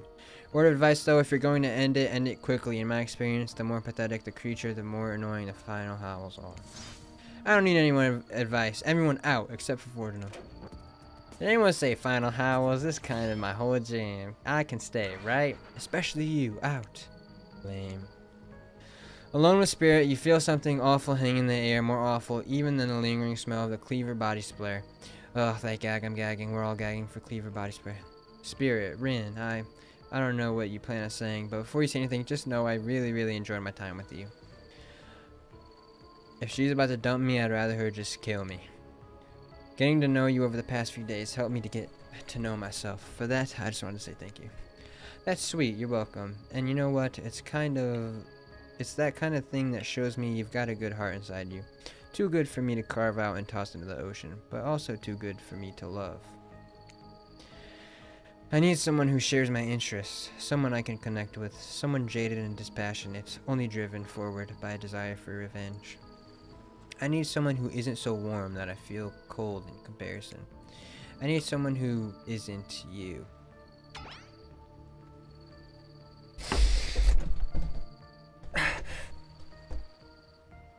My god! Why? My camera broken now?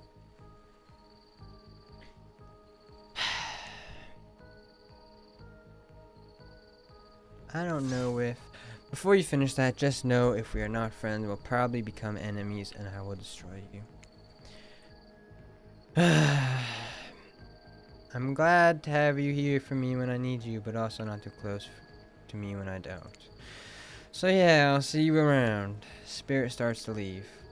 Wait, what? That's it? That's how this ends? You're just leaving me here?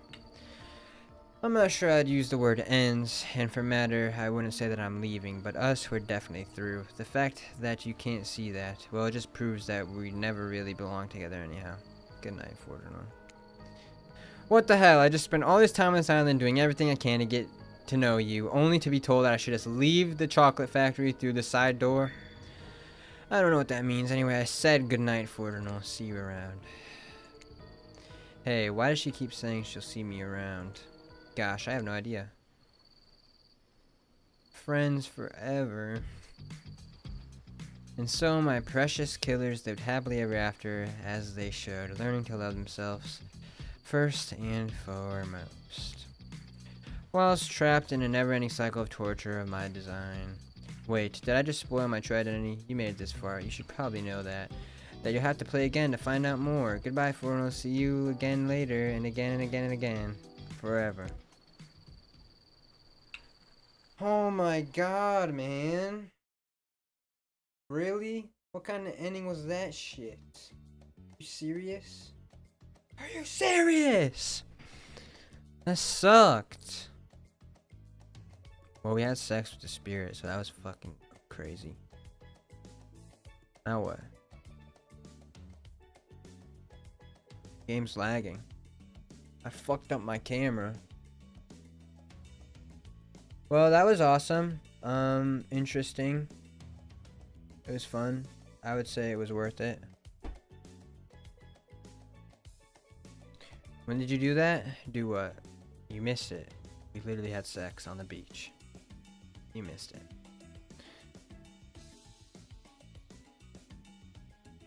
But that was awesome, and I want to play it again. Is there an ending where you live with her forever and you get married and live happily ever after? Is that an ending? What did I fuck up? What did I do wrong? What did I do wrong? I'll probably play through the other stories. I don't know when, but I'll definitely want to play through Huntress's story. I feel like Huntress was like not even a part of this game, because she was barely. She didn't even try to like be with me at all. She was just there. So she just wants to be friends. Yeah. Yeah, it was after Oni. We left the lighthouse and then we fucked on the beach. And it was awesome.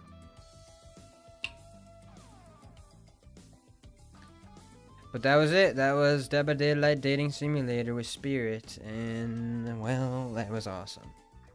I'm gonna end the stream now and go eat food because I'm starving. You were there? Oh, well, somebody's brain didn't understand that we were having sex, did it? Okay, so my camera is actually fucked now. Like, I feel like it was tilted that way, but it's not. Well, what do you guys think? You guys like it? You want me to play it again? Do you want me to play it again and do the other stories? What is 680? Said you were flying? Yeah, bro. I was in the clouds. Forge fake 68 fan. 68L. 68L. Is there another 68 emote called 68L or something?